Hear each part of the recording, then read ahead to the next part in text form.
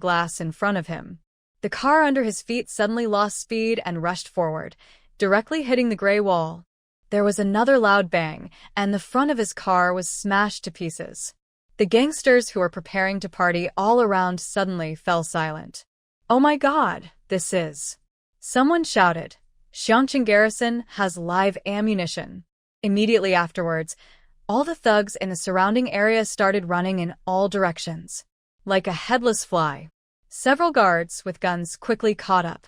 They were not police officers, they were just guards, so they missed many of the police procedures. Once someone disrupts order, they will be caught and slowly interrogated and re-educated. They just shot straight away. The hooligans who are being pursued by the garrison should run away if they can, and those who cannot should surrender. Those who refused to surrender were regarded as stubborn elements who could rebel at any time and were shot dead directly. Gunshots rang out one after another in the night. Those who could surrender all lay on the ground, holding their heads in their hands, crying and shouting, "Don't kill me! Don't kill me! I was wrong, I was wrong." Only then did they realize that what they had been warned when entering the city not to cause trouble in Xiangqing, otherwise their lives would be in danger, was true. At this time, Huami also saw what was happening outside from the surveillance camera. She walked across most of the community, came to the edge of the wall, opened the automatic iron gate, and saw that the front of the car that had hit her iron gate was already shattered. There was a body in the driver's seat, which was deformed due to being squeezed. But there was not a single speck of dust rubbed off Huami's fence. She squatted between the shattered front of the car and the wall and looked at her own wall. The craftsmanship of Hu Jing's relatives was really good. The wall she built was stronger than a bunker. Huami immediately took out her phone and called Hu Jing. "What are you guys busy with recently?" "Put up a layer of electric wire mesh on my fence." Hu Jing was startled on the other end of the phone. "Miss Hua, do you still want to put up the wire mesh?" "Yes, high pressure. She has to protect her black soil. After all, the black soil she planted in this community can produce a lot of crops. If it is not protected well, it will be easy for someone with ulterior motives to steal the crops on her black soil. Today is a perfect example. If there were no garrison and this iron cast wall today, these hooligans would definitely rush into the wall. They are not relatives of the Hu Jing family. The relatives of the Hu Jing family are very honest, and they will not go inside the barbed wire if you tell them not to. Therefore, once those thugs were allowed to climb over the wall, if Huami let any of them live, the secret of her black land would be revealed. Just in case, the high-voltage wire mesh has to be put up. Hu Jing felt very confused and went back to talk about this matter with his relative, the contractor. When they were repairing the wall, they felt that Miss Hua's request was a bit strange. If this community store supplies for garrison and RV supermarket, then they should reinforce the basement. But Huami kept asking them to build ground protective measures. It's probably a trick.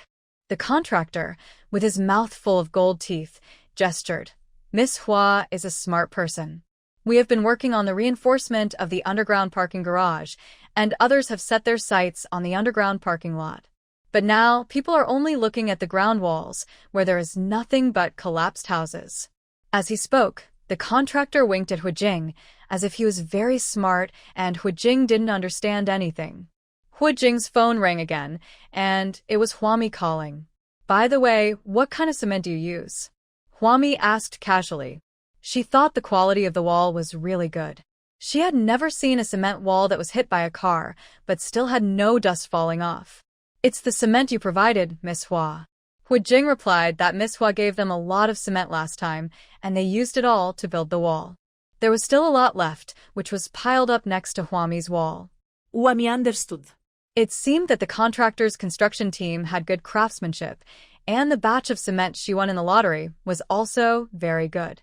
Immediately, Huami hung up the phone with Hu Jing, rubbed her hands, and called Gong Yi. "Boss, do you want to build the strongest lighthouse in the world? How much?" Gong Yi didn't waste any words. He already knew what happened to Huami and was driving over. "Just transfer the money yourself. You are in charge of the money." Listening to the tone of his words, he sounded as familiar as the male owner of a family. When his wife asked him to buy something, he said impatiently, "Buy it. You have the money, so just buy it." The car is moving forward. The sky was getting darker and darker. There was a little light at first, but now it was completely dark. Not a single star can be seen in the rainy night. Realizing the casualness in his tone, Gong Yi hesitated for a moment and began to explain, "I'm still worried that if this continues, the whole world will never see the sun again." Your suggestion is very good. Building a lighthouse will at least allow people who are trekking in the dark to find the direction of Xiangqing. So, how much is it? Just decide for yourself. What is he talking about? Well, it's very righteous. Ha ha ha ha, no problem. It's just a small amount of money. Just 100 million. Huami really didn't bid. This was all the cement she had. There was no other cement of such good quality in the world. 100 million was not expensive. Gong Yi just laughed. "I don't know why you took so much money." "Okay, I'm here." As soon as he finished speaking, two bright lights pierced through the darkness and fell on Huami. A tall and majestic figure got down from the garrison off-road vehicle. Gong Yi glanced at Huami beside the car, then turned to look at the man with tattoos who was being pressed down by the garrison. When the man with the tattooed arms saw the garrison commander's shoulder straps on Gong Yi, he immediately shouted, "That woman is a murderer. She is a murderer. She has killed so many people. Kill her, Commander. I want to report her." Since the Xiangqing garrison is so abiding by the rules, they should first arrest the real killer. The man with tattooed arms twisted in the garrison's hands. Gong Yi glanced at Huami. Huami rolled her eyes, fell on the smashed car next to her, covered her chest. "Oh, I'm so weak." She remembered that Fong Xian was always like this, holding her heart like she's sure, which often aroused the male's strong desire to protect. "Huami will try it today." Gong Yi raised his head, pressed down the two guards of the man with tattooed arms, and pushed the man with tattooed arms away, without saying a word. As garrisons, everyone from top to bottom was extremely strict with rules, so they didn't see Huami kill anyone. They couldn't just arrest and beat up the weak girl and force her to admit that she had killed someone just because someone randomly said that Huami was a murderer. Following the rules does not mean being panic-stricken or going to extremes. After everyone had left, even the body of the gangster, who had been shot in the middle of the eyebrows in the car behind Huami, was dragged away. Gong Yi walked up to Huami, who was still acting awkwardly, and said, "That's enough." He raised his hand, pushed Huami's forehead with his palm, and snorted at her unhappily. No one saw it. "Stop pretending. Tell me what happened?" Her tea skills are far inferior to Fong Xian's. Huami stood up straight, smiling. "What's going on? I don't know what he's talking about." She wouldn't be so stupid as to admit that she killed Qin Ziren and a few thugs. We can't make things difficult for Gong Yi, right? A quiet girl like me, I can tell at first glance that I won't fight. Facing Gong Yi's suspicious gaze, Huami's eyes were full of sincerity. Gong Yi stood in front of her, standing straight, looking carefully at Huami, the little liar, but she did not admit it. In fact, she had never said a single honest word in front of him. "I discovered something when Chao Feng and his friends came back this time." Gong Yi's two long legs stood leisurely, and he also raised a fake smile to Huami. "Why are they discussing the million-dollar bride for no reason? They've even watched the 4th season. Why do you think this is?" Mentioned this, he felt a little headache. When did his garrisons become addicted to soap operas? They kept saying, "Woman, you caught my attention," and it had become their catchphrase. It's always like, "Yo who woman, you got my attention, give you $1 million, leave him." Gong Yi felt that either he was mentally ill, or the garrisons under his command had all been brainwashed into love. He captured 2 garrisons who had returned from City B and questioned them, only to find out that they had been buried by 2 mudslides in City B. Gong Yi couldn't tell what he was feeling when he first heard about this. He felt very angry at first, because before he left, he repeatedly told Huami to protect herself and evacuate as soon as possible if she encountered any danger. The result? She was buried by a mudslide. But soon, Gong Yi's anger dissipated little by little. She was not an ordinary woman. She handled this matter very well. Not only was she unharmed, but his garrison was also kept intact. If we ignore the garrisons that kept saying, "Woman, you belong to me," and the garrisons that were buried in the mudslide, everything would be quite normal. Well, that's not the point. The point is that Huami is back safely. So Gong Yi once again became the scapegoat for Huami Chaofeng, and the others said that it was because he sent people to dig most of a tunnel that allowed them to get out of the supply warehouse in City B so quickly. Gong Yi had no choice but to nod and acknowledge. Oh, that, ha ha ha. In the rainy night, Huami smiled, feeling inexplicably guilty. She suddenly looked up at Gong Yi very seriously. I noticed that you look really good when you smile. You have 2 dimples on your face. Will her future children also have dimples on their faces? Are dimples hereditary? Huami actually found herself looking forward to it. Because she had turned off the colorful lights on her goggles, Gong Yi could clearly see the envy and anticipation in her eyes. What are you looking forward to? His heart suddenly started beating wildly, and his ears couldn't help but feel hot. He couldn't help but turn his face away. What nonsense are you talking about? I asked you something and you talked about something else.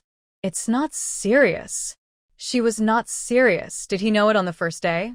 Huami smiled a little naughtily and asked with great interest, Gong Yi, do your parents have dimples on their faces? Gong Yi took a deep breath and was about to speak when a car sped towards him from behind. The car stopped and a guard jumped out. Commander, Yu Guanglin is missing. The disappearance of a city's administrative commander is not a big deal at this time. But you have to go and see it for yourself. Gong Yi turned around, with his back to Huami. I'm Buse. I'm leaving. He actually took 2 steps towards his car, but then stopped, turned around, and stuffed a gun into Huami's hand. Be careful and don't hurt innocent people. This is not allowed. He is a person who does not follow rules, but has principles and bottom lines. At this time, if he just follows the rules, he will be like his garrison brothers in other cities, who will not even know how they died. So, under the premise of maintaining principles and bottom line, Gong Yi doesn't mind turning a blind eye to Huami's murder, as long as she can handle it cleanly. Also, protect yourself. Gong Yi gave Huami instructions, and his figure disappeared in the rainy night. I made a work plan today and sorted out the things I wanted to do, but didn't finish last year. Huami stood alone in front of the wet wall with a gun in her hand. She looked up at the sky and completely lost track of time. Because it was no longer daylight and the rain was still falling, if you didn't have a watch, you wouldn't have any idea how much time had passed. But now, people are living on the edge of poverty, so how can they have the mood and conditions to look at the watch? Many people are afraid that their mobile phones will run out of battery. The survivors who trekked out of the city to Xiangqing and City B encountered danger one after another. The expressways and national roads in both cities are accessible, and the jelly water in Xiangqing is also under control. Soon, another large number of survivors gathered at the gate of Xiangqing. They want to go to Xiangqing to make a living. The garrison dispatched a large number of personnel every day to search for survivors in distress outside the city, which gave many survivors an opportunity to take advantage of the situation. Not everyone has the word bad guy written on their face. In Xiangqing, in places that the garrison cannot see, there is always darkness growing. The gun in her hand still had the remaining warmth from Gong Yi's body. Huami thought that this life would always be different from the previous one. At least in this life, she could still feel a little warmth of humanity. At this time, a subtitle appeared in front of Huami's eyes. Start security scan. Completion of Security and Defense Works Defense Project.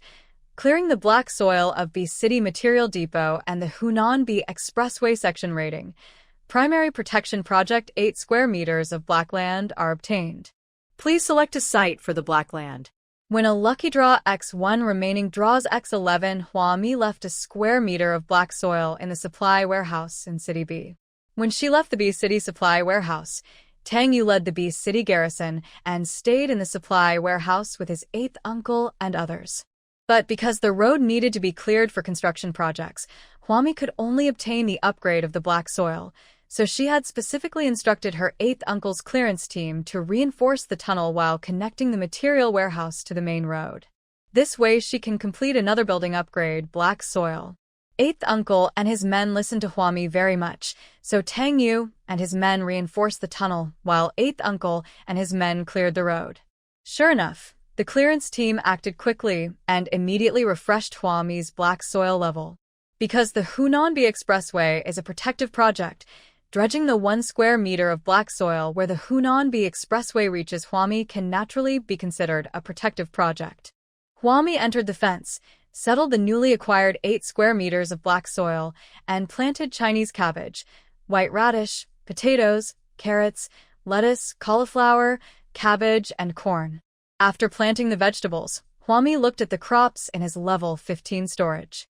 In addition to the oranges, which were the largest, there were also quite a few grapefruits and apples.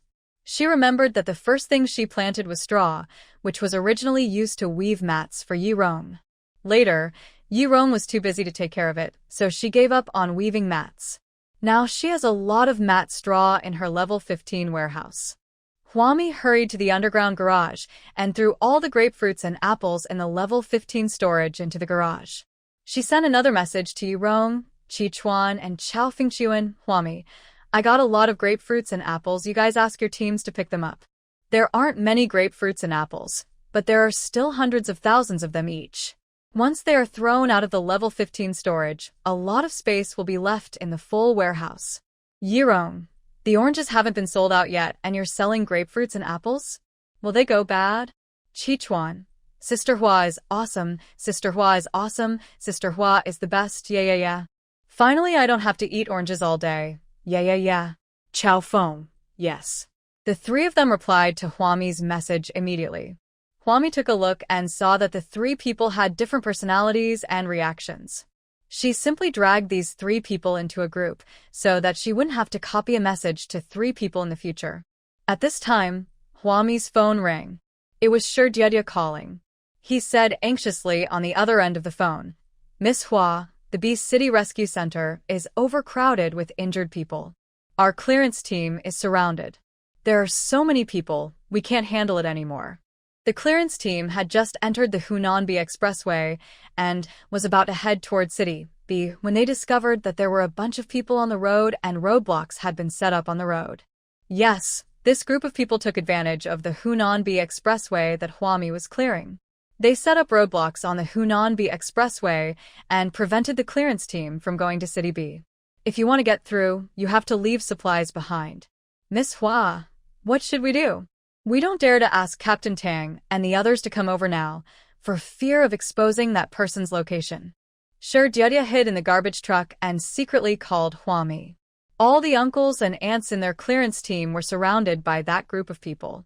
He was the only one who saw that something was wrong and quickly hid in the garbage truck. Huami calmly asked for the direction.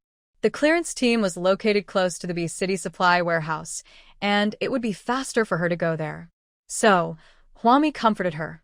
Calm down. Just act cowardly when you need to. Save your life first. I'll be there soon. After saying that, she hung up the phone with Shurdyedya, turned around and instantly went to the supply warehouse in City B.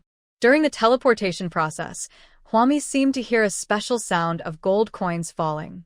She didn't care too much about it, thinking that she was just hallucinating. She just stood there in the material warehouse in City B and immediately walked out. Tang Yu and two garrisons were walking in from the tunnel outside the door. A garrison said, Captain Tang, we found another small tunnel next to the door of the supply warehouse. Someone may have discovered the supply warehouse in City B and dug another tunnel while we were not paying attention to steal our oranges. Seal it up. Tang Yu walked and gave instructions, then suddenly stopped and looked at Huami in surprise as she walked out from the depths of the warehouse. Sister Hua? He was a little surprised and looked back outside the door. Sister Hua, aren't you going back to Shangcheng? I'm back in City B again. Huami walked quickly without stopping. You continue to guard here. I'm busy. Let's talk later.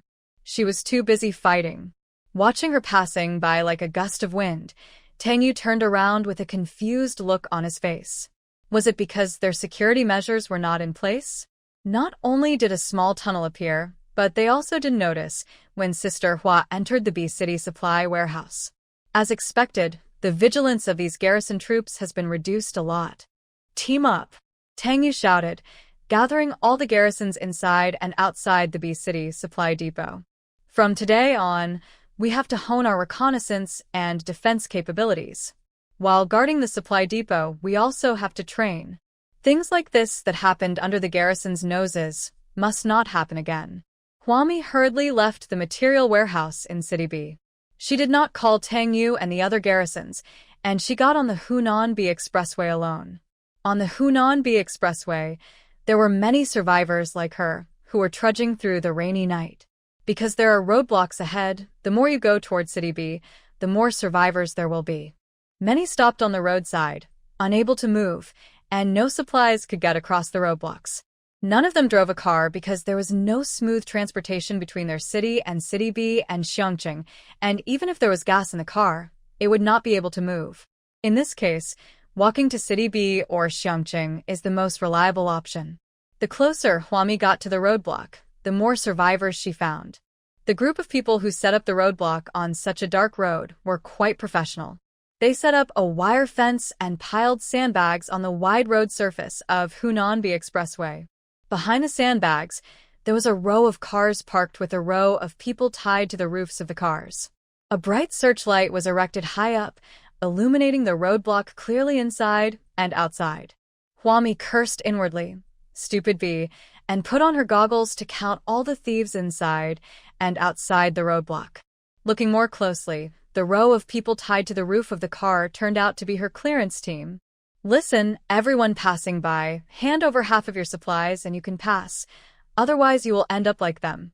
A voice full of domineering power came from the loudspeaker next to the searchlight. The direction was pointing to Huami's tow truck team on the roof of the car. This means that if any survivors on this road want to cause trouble, they will be tied to the roof of the car and tortured. The survivors passing by were all exhausted and just wanted to pass this roadblock as quickly as possible to go to Xiangqing or City B to buy supplies. According to their location, City B might be closer. As they got closer to the roadblock, the number of survivors increased. They were crowded together in a black mass, waiting to pass the roadblock in a disorganized manner. Huami was standing far away, behind a dense crowd of people. She was thinking about how to deal with this fight. By the way, let's take a look at how this group of people rob people on the road, so that we can gain some experience. But there were too many people in front of her and she had no wings, so she couldn't fly over. There was a family on the roadside. The woman was holding a crying baby in her arms. The man next to her took out a half bottle of mineral water and covered the woman and the child with his own tarp. Give her some water first. We don't have any milk powder now, and we don't have the conditions to make it. Huami stood behind the crowd and watched. Next to this family were two elderly people with crutches in their hands. The old man tremblingly took out a mooncake from his pocket, broke it into 2 pieces, took the small piece for himself, and gave the big piece to his wife. The crowd that was moving forward suddenly stopped, and then there was a commotion with someone shouting, "I don't have any money. I'm going to save this money to buy supplies in City B. I can't give it to you." Because both Xiangqing and City B can use money to buy supplies, this roadblock not only requires passers-by to hand over half of the supplies they have, but also requires them to hand over 9/10 of the money they have. The exploitation is too severe. A group of men rushed out of the roadblock and started beating and kicking the man, who kept shouting, "I have no money, no money." They beat him half to death and threw him on the side of the road, preventing him from passing the roadblock. Huami frowned, not interested in squeezing through the crowd to the front.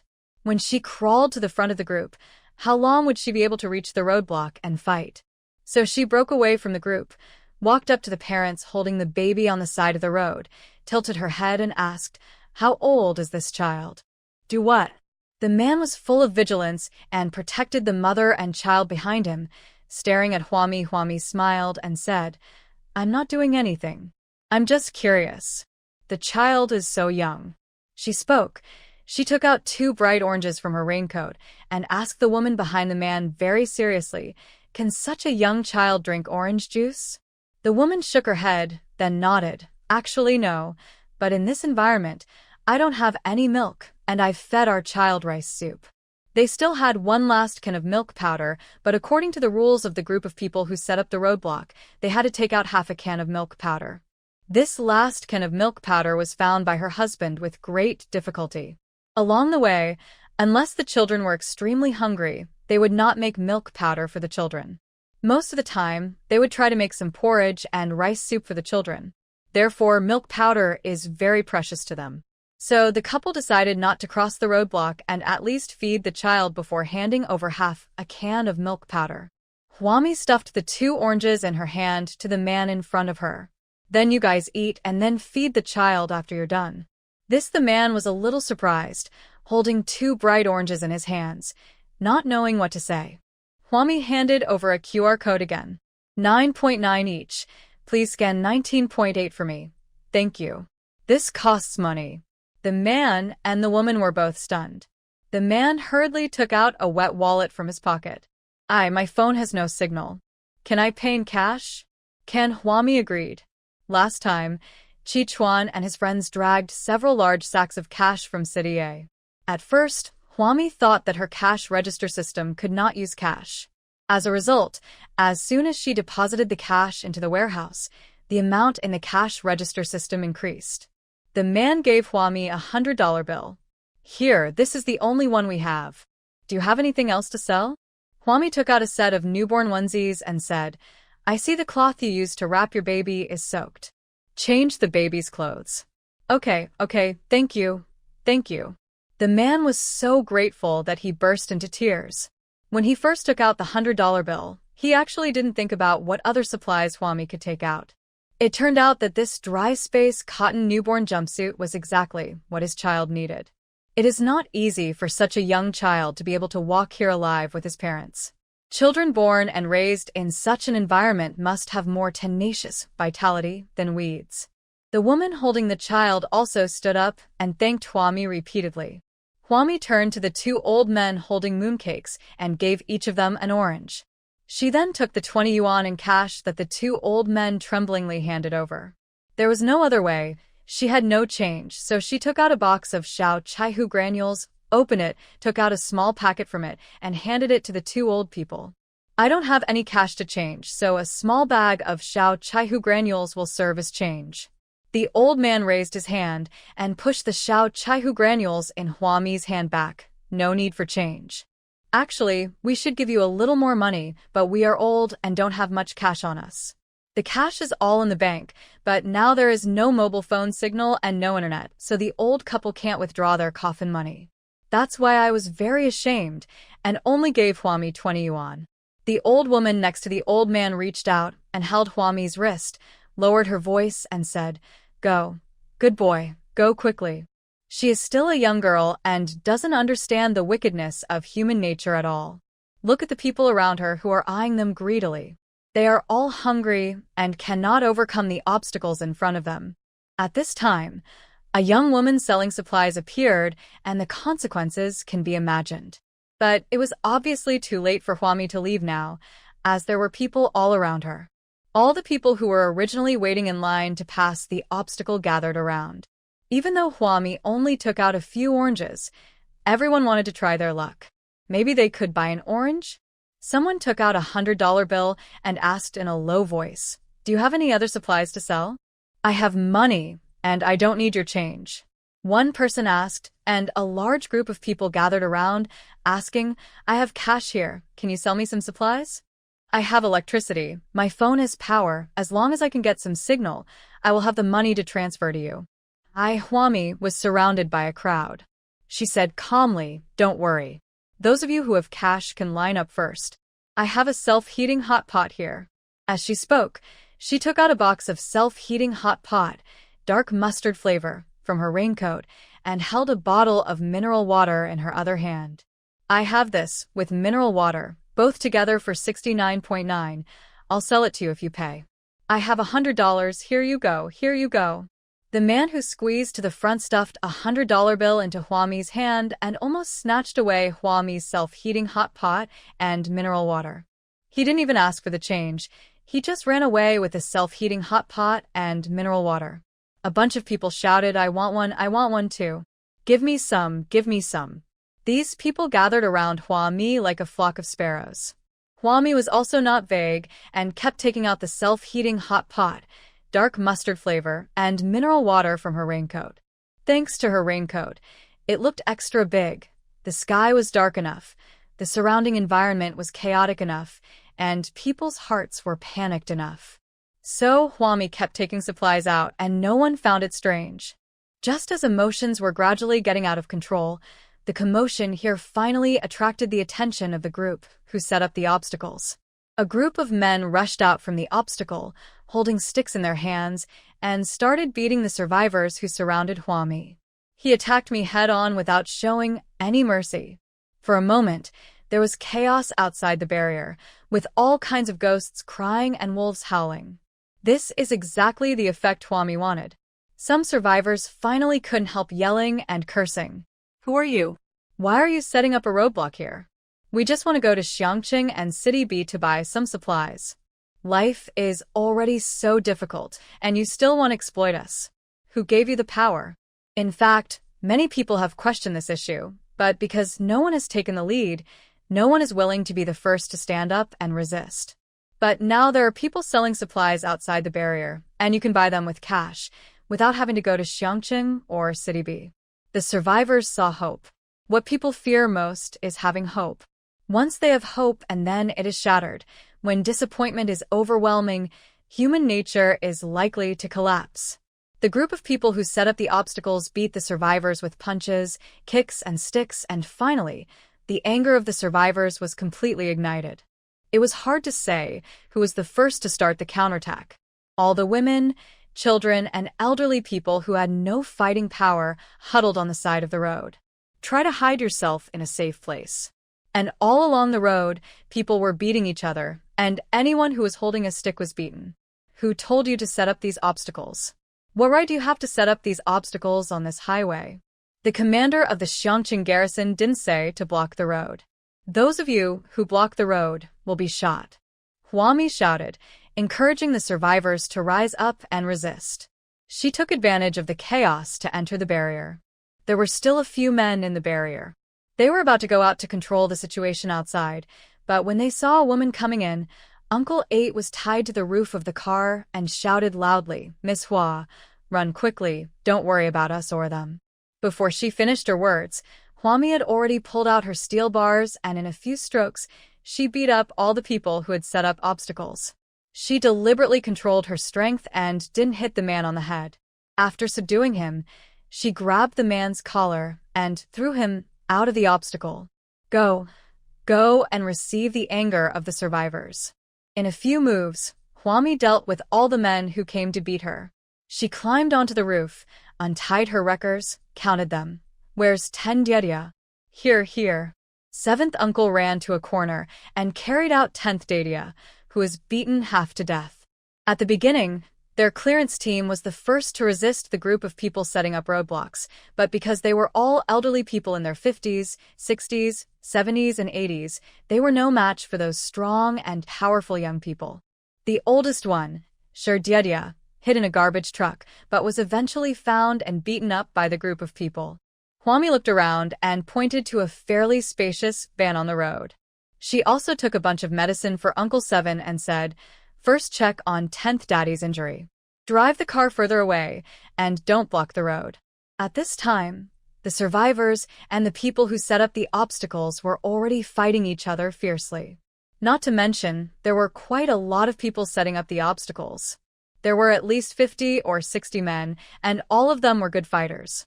But there were also many young and strong men among the survivors, so the scene became a mess. Huami had no time to join the group fight. She led the elderly tow removal team to the largest van, ready to bring Diedia in and give him medicine first. The rest of the people went to check the cars blocking the road one by one, drive them away, and remove the obstacles. As a result, when Uncle 8 opened the car door, he saw a car full of cash. The rest of the cars contained either cash or supplies. "Sister Hua, come quickly." 8th uncle closed the car door immediately, fearing that the cash in the car would be snatched away by the survivors. Although this cash was originally looted from the survivors. Huami came forward, took a look at the cash inside through the car window, and said to Uncle 8 and the others, "It seems that setting up roadblocks is a very profitable business." In just a short period of time, this group of people have obtained so much supplies and cash. Huami was a little moved. On the chaotic highway, some survivors managed to overcome the obstacles. Huami hurriedly ordered her clearance team, "This won't work. The car is full of cash and supplies. If the survivors start to scramble, we won't be able to maintain order. Leave all the supplies in the car. Drive directly to City B. We'll treat Shidiadia's injuries when we get to City B." The elderly clearance team acted quickly and unloaded all the supplies from the car. After it was empty, they helped Shidiadia up and drove to City B. The supplies that had just been thrown off the vehicle were snatched away by the survivors who had broken through the obstacles. Supplies are extremely important at this time. Even an orange is worth fighting for. Except for Shidiadia, only a few people from the tow clearance team remained there. The rest drove a car, each filled with money, and headed toward City B. Huami took her 7th uncle and 8th uncle who stayed behind and prepared to carry out the clearance work after the scene was stabilized. As a pregnant woman, she never looked for a fight, so Huami tried to walk close to the roadside. As she walked, she came to the family where she had sold newborn onesies just now. The woman was holding a crying child in her arms, squatting on the side of the road, avoiding the bloody fighting. The old couple were supporting each other and walking along the roadside towards the obstacle. They were fully equipped, wearing 2 sets of mountaineering suits. Although they walked slowly, each step was steady. Huami walked over, squatted beside the woman holding the child, and asked, "Where's your husband?" The woman was using a raincoat to protect the child in her arms. Upon hearing this, she looked up at the group of survivors who had the upper hand on the road. "He went to help." Then, the woman looked at Huami again and asked, "Why haven't you left yet?" "It's very unsafe here." Too unsafe. If she hadn't had to stay there and wait for her husband to come back, she would have taken her child and headed towards City B. Huami did not answer the woman. She pulled out a neatly folded piece of tarpaulin from her raincoat. "Do you want to buy tarpaulin? I don't think it's a good idea for you to hold your child like this. Or..." The woman nodded hurriedly. The raincoat she was wearing was too small and could not cover the child. It was really urgent to have a piece of waterproof oilcloth to wrap the child. The woman hurriedly asked, "How much is this tarpaulin?" Sometimes, she really felt that the child was still alive not because of how well she and her husband took care of him, but because of the tenacious vitality of the child in her arms. Huami smiled encouragingly at the woman. 200 yuan for a piece of waterproof tarpaulin is considered very cheap nowadays, and it is also the same price in Xiangqing. Huami's price has not increased by a penny. The woman quickly took out cash and bought the tarpaulin from Huami, saying, "Thank you. Thank you." I don't know how to thank her. To be honest, at this moment, even if Huami sold her a piece of tarpaulin for 2,000 yuan, the woman would agree for the sake of the child in her arms. At this time, all the people who set up obstacles were knocked down by the survivors. A man with blood all over his head was pressed down on the road and yelled viciously, just wait for me. Do you know who my boss is? My boss is Chun Hu from City A. Just wait for me. Chun Hu from City A? No one had heard of this name. Someone kicked him and cursed, "Who knows Chun Hu Lu Hu? You have no right to set up roadblocks. You're just criminals who rob people on the road." Everyone learned a message from the bloody man on the ground.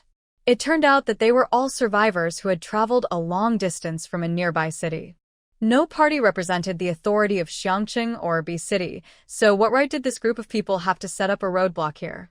For a moment, everyone was furious, and someone shouted, kill them, so they won't hurt anyone again."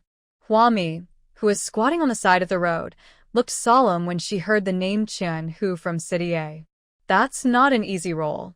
Compared to Chun Hu, the tattooed thugs from Xiangqing who have appeared now, and the thugs who set up roadblocks on the Xiangbi Expressway to rob supplies and cash are child's play.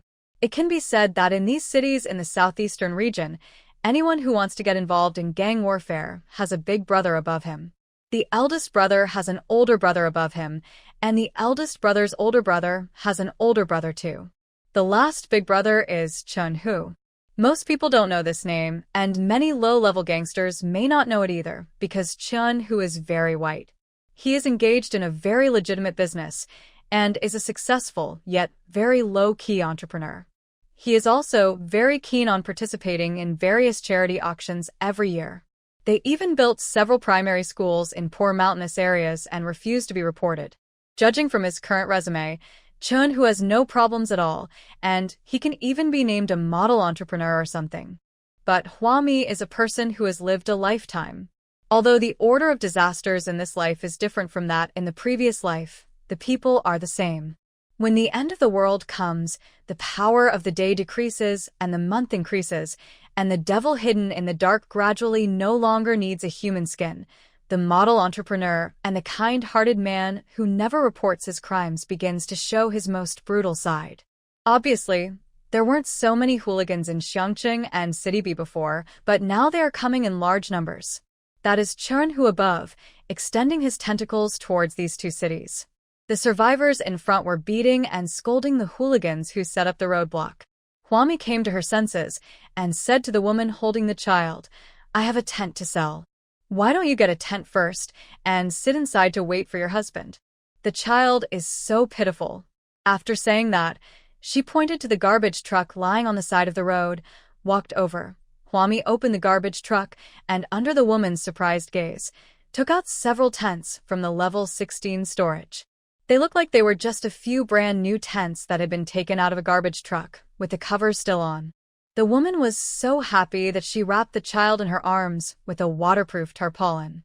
She took the tent from Hwami and saw that it was a fully automatic quick opening tent. She didn't even have to set it up herself. "How much does this cost?" "This one? 830 each." Hwami casually gave a number and said that she actually bought these tents online when the earthquake just started. After sending a message to her eighth uncle, Hwami thought about it and sent another message to Gong Yi. "Hwami, have you heard of Chun Hu from City A?" "Gong Yi, the Chun Hu who is well connected with both the black and white worlds? A famous philanthropist entrepreneur. I know him, but I am not familiar with him. For a person of Gong Yi's level, he must know Chun Hu, and Chun Hu should have left a pretty good impression on Gong Yi. Now Chun Hu has not completely revealed his true face, so outsiders just think that Chun Hu is good at both black and white. Who would have known that he was only bleached on the outside and completely black on the inside?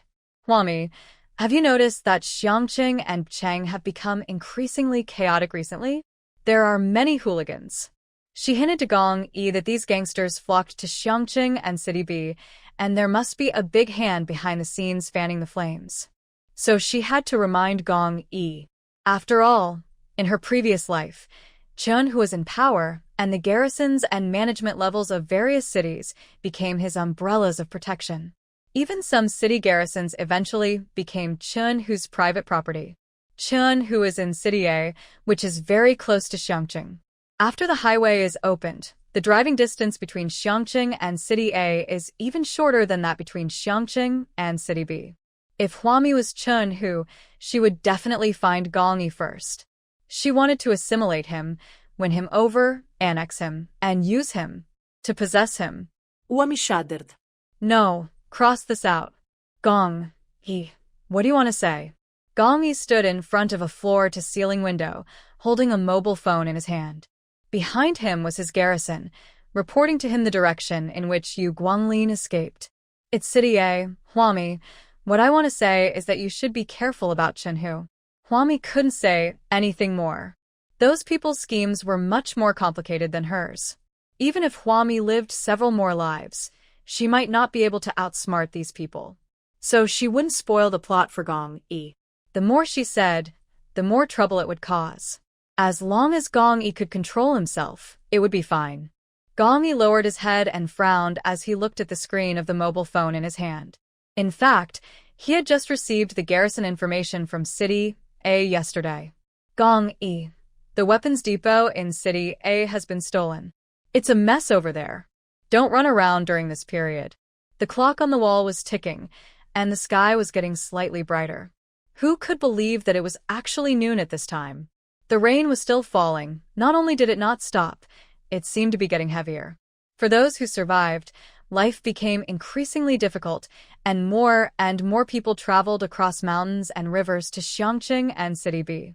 Sometimes it's really not that Gong Yi wants to let those gangsters in. The devil is covered in human skin, and even if you use X-ray to detect, there are only internal organs under the skin. I can't see anything clearly. Huami received a very important piece of news from Gong Yi that the armory in City A had been stolen. And she just instigated the survivor to beat Chen, whose younger brother, until he was bleeding from the head. By the time Huami came to her senses, Chen, whose brothers had disappeared somewhere unknown.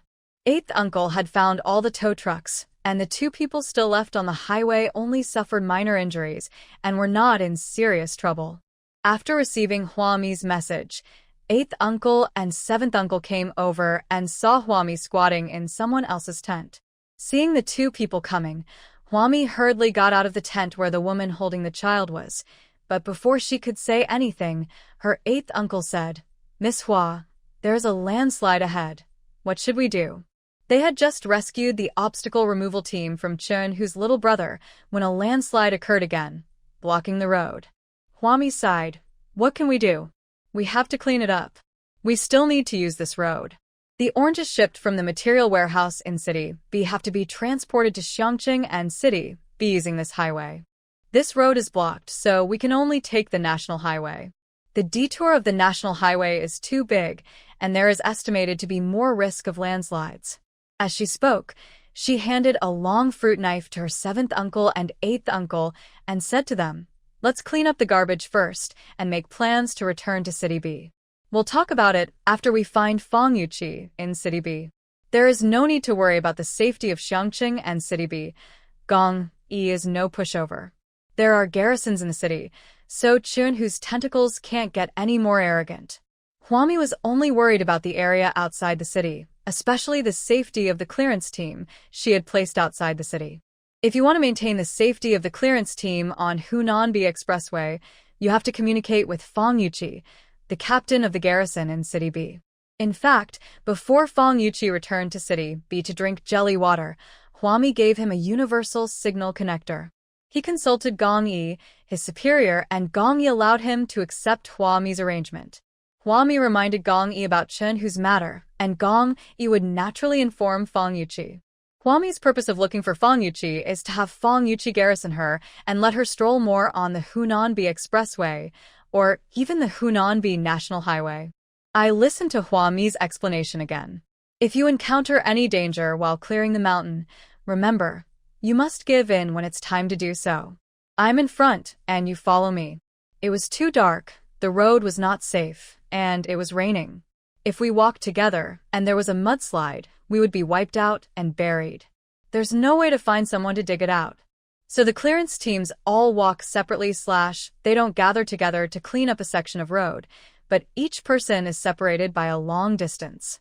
In this way, if someone encounters a landslide, the others can dig him out. But the key point now is that with such a large landslide, there are only 2 people in their clearance team, and now with Huami, there are only 3 people in total. Or on a road where thugs may appear at any time. No matter how I think about it, it seems difficult. When Uncle Seven heard this, he looked at Huami with a worried look on his face. "We all have knives. What about you, Miss Hua? How can you walk to the front? Otherwise, why don't you walk in the middle?"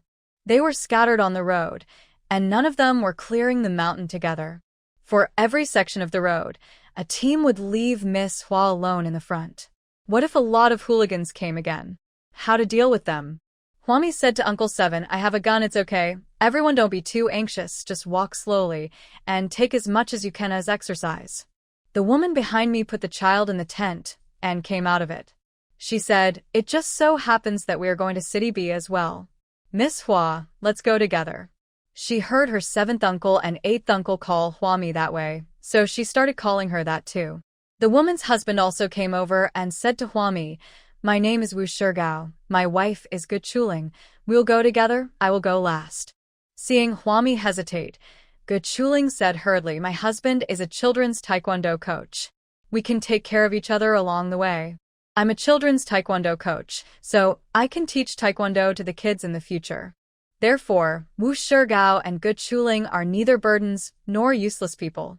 If they encounter any thugs on the way to City B, Wu Shigao can help fight. Well, Huami's eyes lit up and she nodded immediately without any objection. She took out several powerful flashlights from her raincoat and distributed them to her seventh uncle, eighth uncle, Wu Shigao, and Ge Chuling. When it's raining and dark, each of you take one. No matter who is at the front or the back, everyone must stay in touch. As he spoke, he gave Wu Shigao and Ge Chuling each a universal signal connector. The two looked at this thing and didn't know how to use it. They thought Mi gave each of them a low-quality toy. It was Uncle Seven who explained, "It's very useful to stick it on the back of your phone. You can surf the internet after using it. It's really high-tech." As he spoke, he demonstrated to the couple the internet speed on his mobile phone, which was faster than riding a rocket. The couple's eyes widened in surprise. Then, Ge Chuling looked at Huami with trepidation and asked, "Miss Hua, is this very expensive?" "Expensive. 50,000 each." Huami took out her QR code and handed it to Wu Shigao. "But now that you have this universal signal connector, you can use the money you earned online to buy supplies in City B and Xiangqing. Why are you still hesitating? 2 universal signal connectors only cost 100,000 yuan. If you can't use the money you got online, there is no other way to get the money out. Because ATMs also need to be connected to the internet." Many people knew that Xiangqing and City B still accepted cash transactions. The ATMs they found along the way were either damaged or the boxes containing money were missing. Either the cash box is empty, or you cannot withdraw money even if there is internet and electricity. Now that there was such a signal connection, the money on the internet was just there, so Wu Shigao immediately transferred 100,000 yuan to Huami. It can really be scanned out. Not only that, you can use the internet, make phone calls, and anything else. It's simply amazing. After solving the communication problem, a small team took powerful flashlights and started on their journey. Wu Shigao folded up the tent. Because Ge Chuling had to take care of the child, everyone asked her to drive a garbage truck with the child and walk in the middle of the team. Huami walked ahead alone, symbolically carrying a powerful flashlight and an engineer shovel in her hands. She looked back and saw her seventh uncle shoveling mud to the side of the road, following her 100 meters behind. It was dark, so she dimmed the light of the powerful flashlight and quickly cleared the mud from under her feet, leaving some mud on the side of the road for the people behind her to clean up. At this time, Huami walked across a high ground and heard several rustling sounds, which were particularly clear in the sound of rain. Realizing there was someone in front of her, Huami stopped cleaning up the mud. She climbed over the mud hill and continued to move forward. Suddenly, a man rushed over and pounced on her.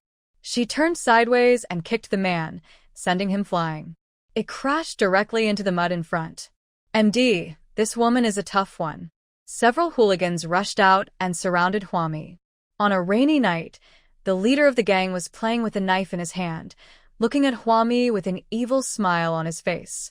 "Sister, you are really bold. Not only did you walk alone at night, but you also dared to hit our people.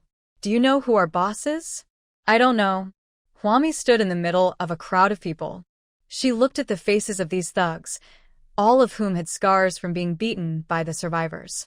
It seems that these thugs are the ones who set up the roadblocks just now. There should be more than just these few people. Sure enough, the rascal who played with the knife pointed behind him with his thumb and said, "We have people behind this all the way to City B. You just kicked one of our brothers, so we won't let you go so easily." Another scoundrel sneered and said, "Our boss is Chen Hu. You know, this road is under the control of our boss from now on. Now that the brothers are hungry, you should hand over the supplies you have and play with us for a while. We will let you get to City B safely, otherwise." Why are all the younger brothers under Chen Hu the same? They either want to rob people of their money or their women. There is no goal of being fresh and unconventional, and it is impossible to be original even if you are just a mediocre person. When this group of people surrounded Huami, Uncle Seven, who was 100 meters away from Huami, quickly lay down and called Fang Yuqi, "Oh no, Miss Hua is about to be insulted by a group of hooligans. Hurry up, send someone as quickly as possible, quick. It's too late. Miss Hua will be dead." At this time, a gangster in the front shouted excitedly, "Let her take off her clothes and dance for us. Ahaha. Take it off, Take it off, hurry up, ha ha ha ha. Take it off. Seventh uncle was extremely anxious and wanted to rush out, but his skills were limited, so he could only wait anxiously for eighth uncle to come up behind him, and then wait for the children's taekwondo coach to come over. The gangsters around exchanged colors with each other. The gangster standing behind Hwami sneaked up. She kicked the gangster who wanted to attack her away. If you keep playing tricks like that, I'll get you all shot. Now, all of you listen to me. I'm going to rob my fellow thieves today. She asked all the hooligans to take off their clothes. Seeing the shocked and frustrated expressions on their faces, Hwami felt cold in her heart. You're not going to take off your clothes, right? Hwami didn't even look at him, just pointed the gun in her hand and shot a gangster in the abdomen. The gangster fell to the ground. There are real bullets in her pistol. No one dared to act rashly anymore and could only follow Hwami's instructions and take off their clothes one by one. You're done? Take off your pants too. Dance for me. What does it mean to treat others in their own way? This is it. Hwami held a gun in her hand, with a lewd expression on her face. If anyone danced a little slowly, she would point the gun at the person and say, "Hurry up, be more cheerful, jump faster." Flower search. Gong Yi's face turned pale, and he shouted from a distance. He was so worried about her. He was originally planning to go to City A and passed by City B to take a look. Then he heard Fong Yuqi's report that Hwami was in danger, so Gong Yi immediately brought people over. But when they got here, they were shocked. Fong Yuqi and Yang Honglin looked at each other. No one had expected such a scene. Didn't they say that it was Sister Hua who was insulted? Why was it moved? Hwami in front turned around and looked at a group of garrisons in the distance. The malicious expression on her face suddenly changed. She smiled very innocently and cutely. She raised her hand and greeted Gong Yi in a clipped voice. "Hi, my friend from afar. What a coincidence. Unfortunately, he came here specifically to save her." "Yes, I heard that a group of men here were insulted, so I came here specifically to save them." Miss Flower Yang Honglin followed and stood behind Gong Yi. He looked Hwami up and down and saluted her. "Ms. Hua, thank you for showing me the way. Do you still remember me? My name is Yang Honglin. I used to be a policeman in City B. Now I am still responsible for maintaining order in City B." Since he was responsible for maintaining order in the city, Yang Honglin should not be involved in matters outside the city. However, there are not many policemen in City B. Since Fong Yuqi returned to City B, he has been calling for policemen to help draw jelly water, and all the policemen who can respond have responded to the call. Those who did not respond to the call probably cannot respond again, or do not want to respond. So there are only a few policemen in total, so they can only act in conjunction with the garrison. The garrison was distributing shorts to them one by one. Looking at the claws that Hwami stretched out, oh no, the white hand, Yang Honglin also stretched out his hand, shook hands with Hwami quickly, and then kept a distance. Hwami wanted to talk to Yang Honglin again, but Gong Yi, with a stern face, stood between her and Yang Honglin. He put his hands on his waist, his sharp eyes blazing with fire, and just stared at Hwami. Hwami raised her hand and touched the back of her neck, feeling a chill on her spine. "Hey, I'm hungry. Is there anything to eat?" He talked about other things, avoided looking, and avoided the question. Gong Yi poked Hwami's forehead fiercely with his finger. "Why are you so careless? Why do you make me worry so much? I'm your father, right? If you were a garrison in my hands, I would have locked you up in a small dark room for several years." Not long after, he told her on the phone to stay in the city and not run around because the armory in City A had been stolen. What does this prove? It proves that a large number of weapons have fallen into the hands of civilians. This is a very dangerous thing. Gong Yi does not need to endorse the consequences of the proliferation of guns among survivors. At this time, Hwami clearly knew that those gangsters in Xiangqing and City B were all Chun Hu's tentacles, but she still provoked them. How big a grudge will this create with Chun Hu? Gong Yi doesn't care about being enemies with Chun Hu, but he is very worried that Hwami will be remembered by Chun Hu. He was very angry, and Hwami's head kept leaning back because of the poking he did. She was a little annoyed by the poking and held his fingers with one hand. Boss, calm down. Would you like some tea? Heart-clearing and eye-brightening tea." As she said this, She stuffed a tea bag into his palm with a fawning look on her face, which made Gong Yi want to strangle her to death. Really, if Hua Mi, who is so jumping around, was really a garrison in Gong Yi's hands, he would have beaten her up long ago. Now I can't beat you or scold you. I'll just lock you up in a small dark room, but I can't keep you there. What should he do? Go back, quickly. Gong Yi gritted his teeth, grabbed Hua Mi's wrist with his backhand, and led her towards the armored vehicle behind him. Hua Mi took one look at the armored vehicle and asked happily, Gong Yi, let me tell you, I got a lot of diesel before, but now I don't need it, so I'll sell it to you. The price has gone up now. A barrel of diesel is 9,999 yuan. Do you want to buy it? She kept talking as Gong Yi pushed her head into the armored vehicle. After he got in, she gave instructions to the garrison inside. Return to the Xiangqing garrison camp. During the whole process, Hua Mi said this and that, wanting to sell this and that, but Gong Yi ignored her. Buy. No matter what she said or how much the price was, he would buy. The armored vehicle slowly moved forward. Hua Mi sat in the armored vehicle, excitedly looking here and touching there. It was her first time riding in an armored vehicle. It was the highlight of her life. In her excitement, she didn't even notice that Gong Yi took her to the garrison camp. Because of a landslide, it was cleared by Hua Mi alone.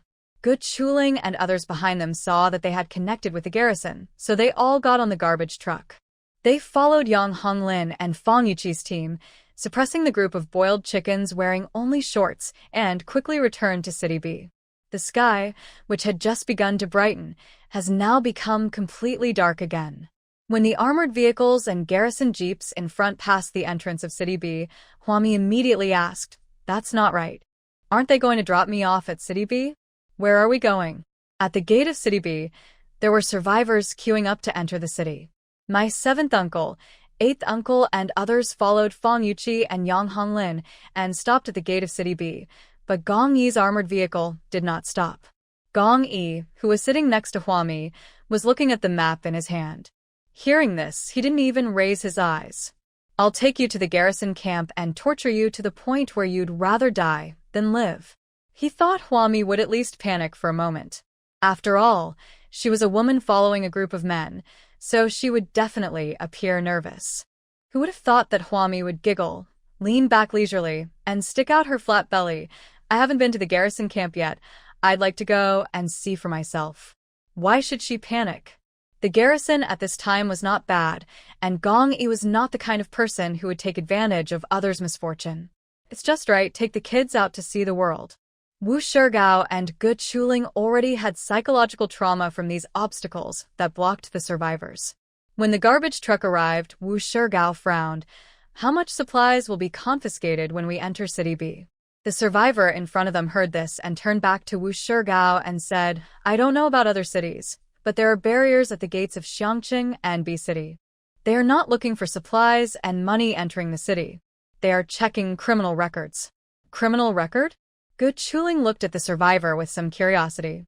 Where do the internet signals in Xiangqing and City B come from? Wu Shigao didn't understand this again. Uncle Seven raised the universal mobile phone signal connector in his hand. I use this.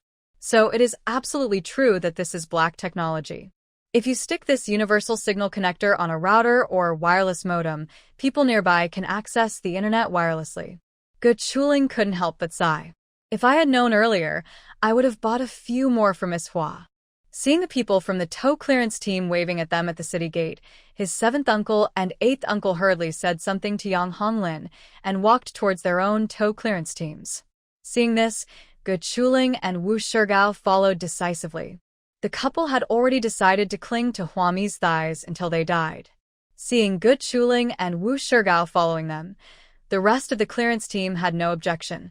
After all, there was too much garbage on the Hunan-B Expressway. The clearance team needs a lot of people to work to clear the mountains. 8th uncle looked at the hurt 10th daddy and asked, Daddy, are you healed? Can't you rest for a few more days? It's almost done. Miss Hua's medicine is very effective. Now I don't feel any pain at all. Sherdyedia was shaking his arms with a smile. It wasn't that he was trying to hold on, but that he really didn't feel any pain at all. There were several cars parked behind their clearance team, filled with cash looted from the survivors by Chun-Hu's tentacles. All of these were brought back to City B by Shirdiadia and the others, waiting for Huami to collect them. These cash belonged to Huami's spoils of war. Yang Honglin and others did not ask, and Shirdiadia and others did not report it. After all the members of the tow clearance team were present, everyone began to discuss where to start clearing the mud on Hunan B Expressway. A team of more than a dozen people could not actually do much work, but fortunately, Huami had helped them clear the Hunan B Expressway before. They don't need to clean up the large pieces of mud. Their team only needs to keep the road clean and free of gravel. Gu Chuling and Wu Shigao followed the clearance team with their children, and the group arrived in front of Chichuan's small gang stall. The group of friends all knew their 7th uncle, 8th uncle, 10th aunt, and others. When they saw the clearance team coming, they hurriedly took out the prepared supplies and gave each person a sack. Even Gu Chuling and Wu Shigao have it. The sack of supplies included an engineer shovel, half a sack of oranges, 2 apples, and a grapefruit. Also, a self-heating hot pot, a box of Buplurum Chinense granules, a bottle of orange juice, a bag of potato chips, lime flavor, a bag of melon seeds, caramel flavor, a box of heart-clearing and eye-brightening tea, a bag of cumin powder, a bag of laundry detergent, a bottle of mineral water, a medical kit, a portable water pump, and a box of condoms. With so many supplies, is there a share for each person? Gu Chuling looked at the big sack in her hand in surprise. The sack was bulging and was almost as tall as her. Yes, Sister Hua said that this is a benefit for you. The clearance team was frightened this time, so we need to give you some benefits to comfort you. Because the level of the black soil needs to be raised, Huami must ensure that the members of the clearance team and the engineering team are in a good mood. So her benefits are also very generous. Ikegawa's friends looked very proud. Who is our Sister Hua? She's very rich. She either doesn't give out benefits, or she's extremely rich when she does. Looking at the expression on his face, it was as if he was the rich one. His face was full of pride, and the words "hurry up" and "praise me" were written all over his face. Gu Chuling immediately cooperated and praised. That's right. It's fun to work with Sister Hua, right? Ha ha ha ha, that's right. We have to do good things for Sister Hua, and we will benefit from it in the future. Ikegawa's friends were particularly happy. They couldn't describe the feeling, but they just stood on the right side, and others recognized them, and they felt particularly proud. At this time, Huami had been taken to the garrison camp in Xiangqing. Because the garrison camp in Xiangqing is located between City A and Xiangqing, and is closest to the armory in City A, Gong Yi went from where Huami had the accident to the armory in City A, and could drop Huami off at the garrison camp in Xiangqing. Why did you put me here? Are you really going to torture me? Huami stood in the empty garrison camp. It was quite big, but there were only a few garrisons. Gong Yi got out of the car, pinched Huami's shoulders, and turned her around. He stood behind her and pointed at the building opposite Huami. This is my dormitory. It contains the 8 honors and 8 shames, and the garrison discipline. If you memorize them, I'll come back to pick you up. After saying that, Gong Yijin left Huami alone here. He led his men away. 2 garrisons guarding the camp came over in unison, looking kind and enthusiastic to pick up Huami. Sister Hua, don't let the boss scare you. We'll take you to the boss's dormitory. Gong Yi really intended to make Huami memorize the 8 honors and 8 shames and the garrison rules and regulations. After walking for a distance, he sent a message to Huami. Gong Yi, if you memorize the 8 honors and 8 shames and the garrison discipline, I will give you a box of bullets later. A box of bullets. Huami immediately boosted her spirits and followed the garrison guarding the camp into Gong Yi's dormitory. After all, he is the big boss of the garrison. Gong Yi has a separate small dormitory in the garrison dormitory building. There is nothing extra in it. It is either garrison uniforms or garrison uniforms. This guy doesn't wear any other clothes except his garrison uniform. After the 2 garrisons guarding the camp left, Huami watched around in Gong Yi's dormitory. He didn't even glance at the 8 honors and 8 shames and the Confucian rules and regulations on the wall, but instead found her photo frame on the tidy desk. To be precise, It was the photo that was published in the newspaper when she was admitted to university in her senior year of high school, and the people in their small town interviewed her. The accompanying picture is particularly funny, inspirational girl. Both parents died, but she never lost her ambition and won the title of university with the first place in the small town. This is a very old photo.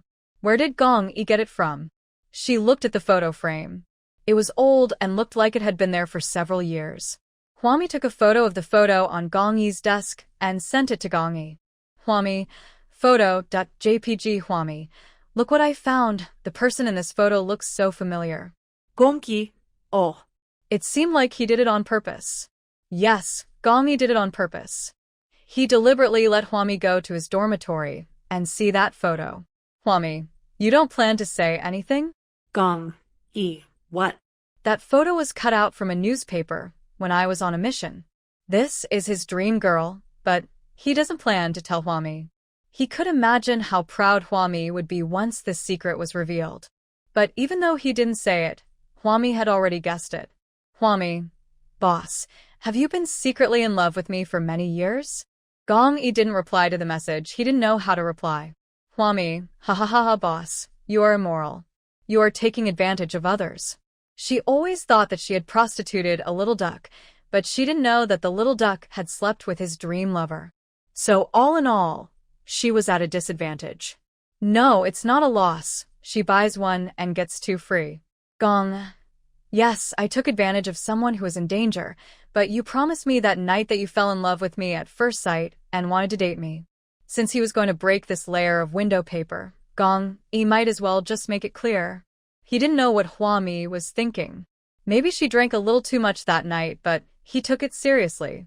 He never expected that Huami would completely forget about him the next day. So, he wanted to take responsibility, but others just patted his ace and acted as if nothing had happened. What could he do? He couldn't just be a scoundrel and keep pestering the girl from now on, could he? Gong Yi, if you didn't lie to me, I wouldn't touch you at all. She made up some sweet words to make him lose his judgment, but he believed them. Huami, you sound like a victim right now. Gong Yi, I'm not a victim. I'm very happy. I'm just very annoyed with you.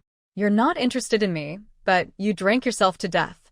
If it were another man, you would probably do the same. This is what Gong Yi has always cared about the most. She didn't know how to protect herself. Although it was the first time for both of them that night, she was obviously in trouble and got herself drunk. She was very sad and told him a lot of stories about scumbag men. He looked like he was out to get drunk and was ready to risk everything. Unfortunately, Gong Yi was a novice when it came to love.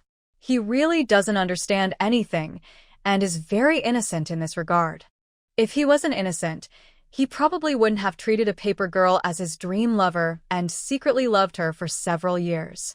So, afterwards, Gong Yi, the innocent boy, also thought if Huami had not met him that day, but met some random person, would Huami have slept with him like this?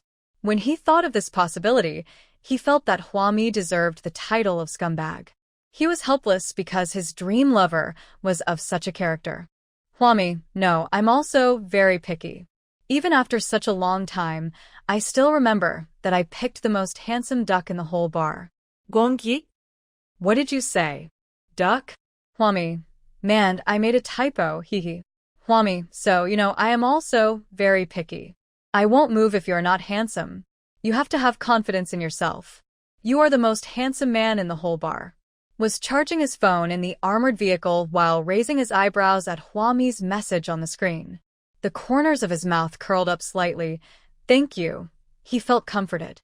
Huami, so Gong Yi, why are you so innocent? You've been in love with a paper man for several years?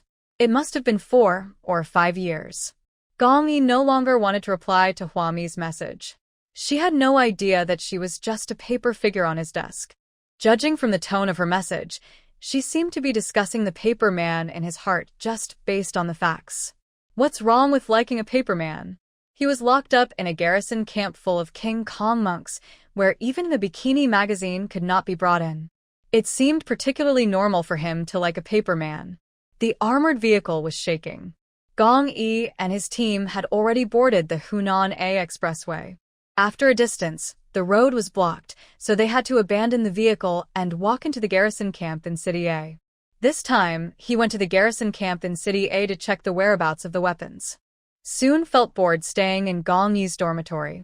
It is impossible to memorize the 8 honors and 8 shames and the Confucian rules and regulations, not even in this lifetime. Bored Huami called Chi Chuanzi. We are on the fork between the Xiang A Expressway and the AB Expressway, and we see someone setting up a roadblock. Let's go up and shoot them. How about robbing? Chi Chuan was transporting a truckload of oranges from the B City Supply warehouse, preparing to ship them to City B. Hearing this, he was shocked. We've made enough money already. Why would we go and rob others? He is now struggling to supply the 2 cities with supplies, so how can he have the time to engage in thieves' robbery? Little did she know that Hua Mi on the other end of the phone suddenly fell silent for a moment. Immediately, she patted her thigh happily. Okay, Chi Chuan, your idea of robbing thieves is great. I'll call my 8th uncle and the others, and we'll do as you suggested, robbing thieves. Ikegawa. No, I didn't say anything. Don't talk nonsense, just do as you say. Huami hung up Chi Chuan's phone angrily. Look at Chern Hu's tentacles. That group of people only set up a roadblock for 1 day, but they ended up making a lot of money, several large trucks of cash and supplies. Definitely make a fortune. Moreover, there is no moral shackles when gangs rob each other. She is such a clever little girl. Immediately, Huami turned around and returned to the supply warehouse in City B. Before leaving, she deliberately took pictures of the 8 honors and 8 shames and the garrison rules and regulations on Gong Yi's wall, and planned to find time to make a cheat sheet to deal with Gong Yi when he inspected it. There was no way. Gong Yi's box of bullets was too tempting. Just like that, Huami was thinking about how to make a cheat sheet in her mind. She walked around the B City Supply warehouse and found that most of the oranges in there were empty. So Huami directly took out the oranges from her level 16 storage and filled up the B City Supply warehouse again. She also placed a self-heating hot pot, dark mustard flavor, X100 000 in the corner, clearing half of her level 16 storage. She planned to leave some space to go to Xiangqing and City B to buy some weapons. As a result, when I looked at my level 16 storage, I found that there was AK-47 X100000 in it. Huami was stunned for a moment. Where did she get so many AK-47s? She took out an AK-47, opened the magazine and looked at it, then immediately deleted the photos of the 8 honors and 8 shames and the Qinggui Jiejia on her phone. I have an AK-47 X100000 with bullets, so why do I need that box of bullets? Huami was extremely proud, even more proud than when she discovered that Gong Yi had been secretly in love with her for several years. She has so many AK-47s that even if she doesn't have more bullets, it will be enough for a long time. So, Huami happily upgraded her factory. She thought that maybe after the upgrade, her factory would be able to produce bullets for her. Level 14 factory.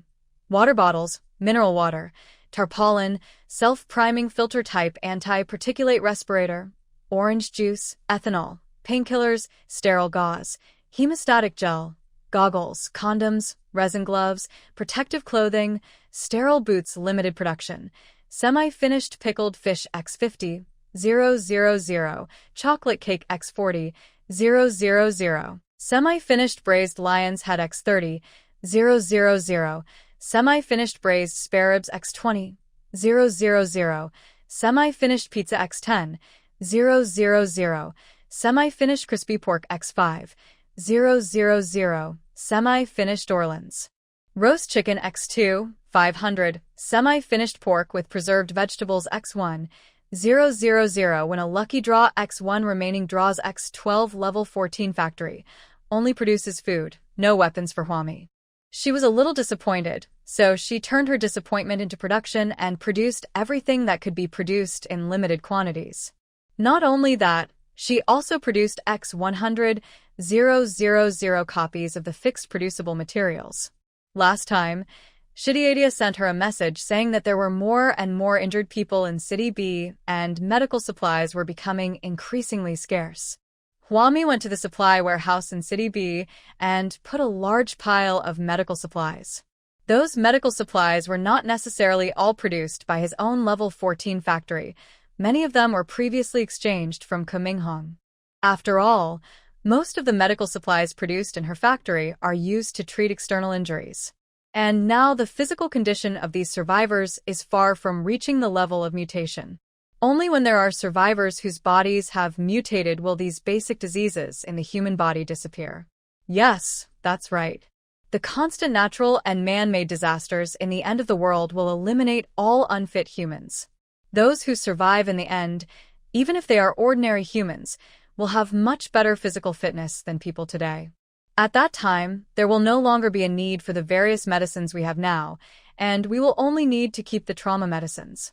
Moreover, there will be people with special powers in the future, and their special powers will be of various kinds, including healing powers. Minor underlying internal diseases can be treated by people with healing powers. The prerequisite is that the person who treats the psychic is easier to talk to and will not ask for an exorbitant price. After producing a large amount of supplies, Huami discovered that the energy bar of the level 14 factory she consumed was only reduced by half. As the factory is upgraded, the factory's energy bar becomes longer and longer. It turns out that in order to produce so many materials, Huami has to recharge the factory's energy several times. But since the energy bar has become longer and longer, Huami's level 14 factory can store more and more energy. She suddenly had an idea and took out an energy light ball, holding it in her palm, thinking to herself, recharging the energy of the level 14 factory. Level 14 factory energy plus 0.1% tips to brush out.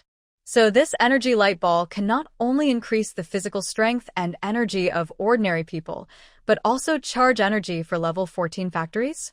This is really useful. Huami took out another ball of energy light, played with it in her hand, then took out one of her power banks and threw the ball of energy light on it.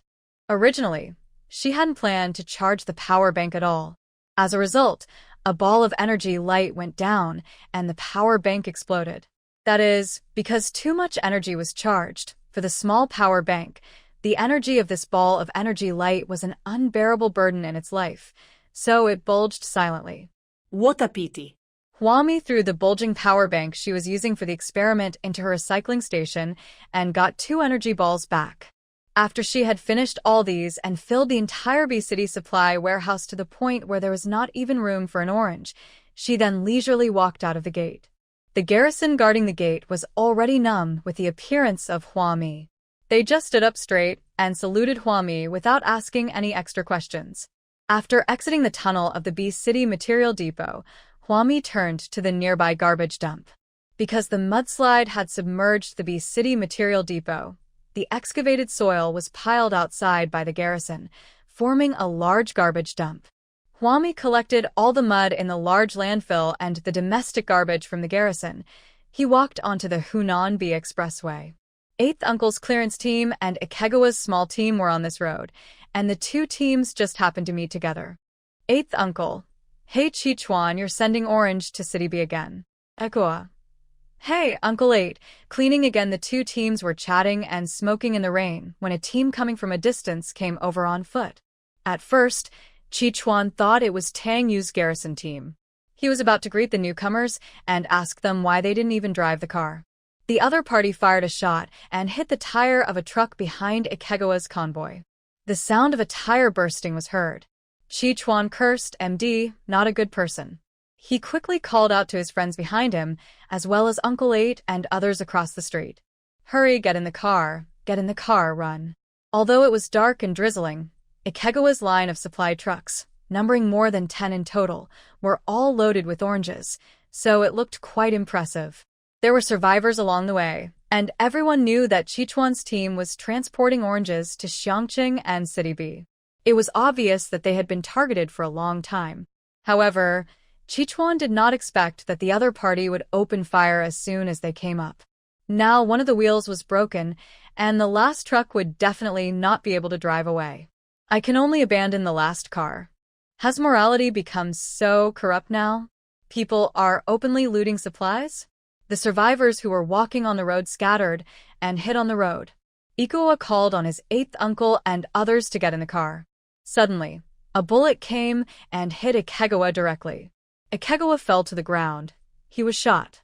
Eighth uncle grabbed Chichuan and shouted, "Chuanzi, Chuanzi." Who are these people?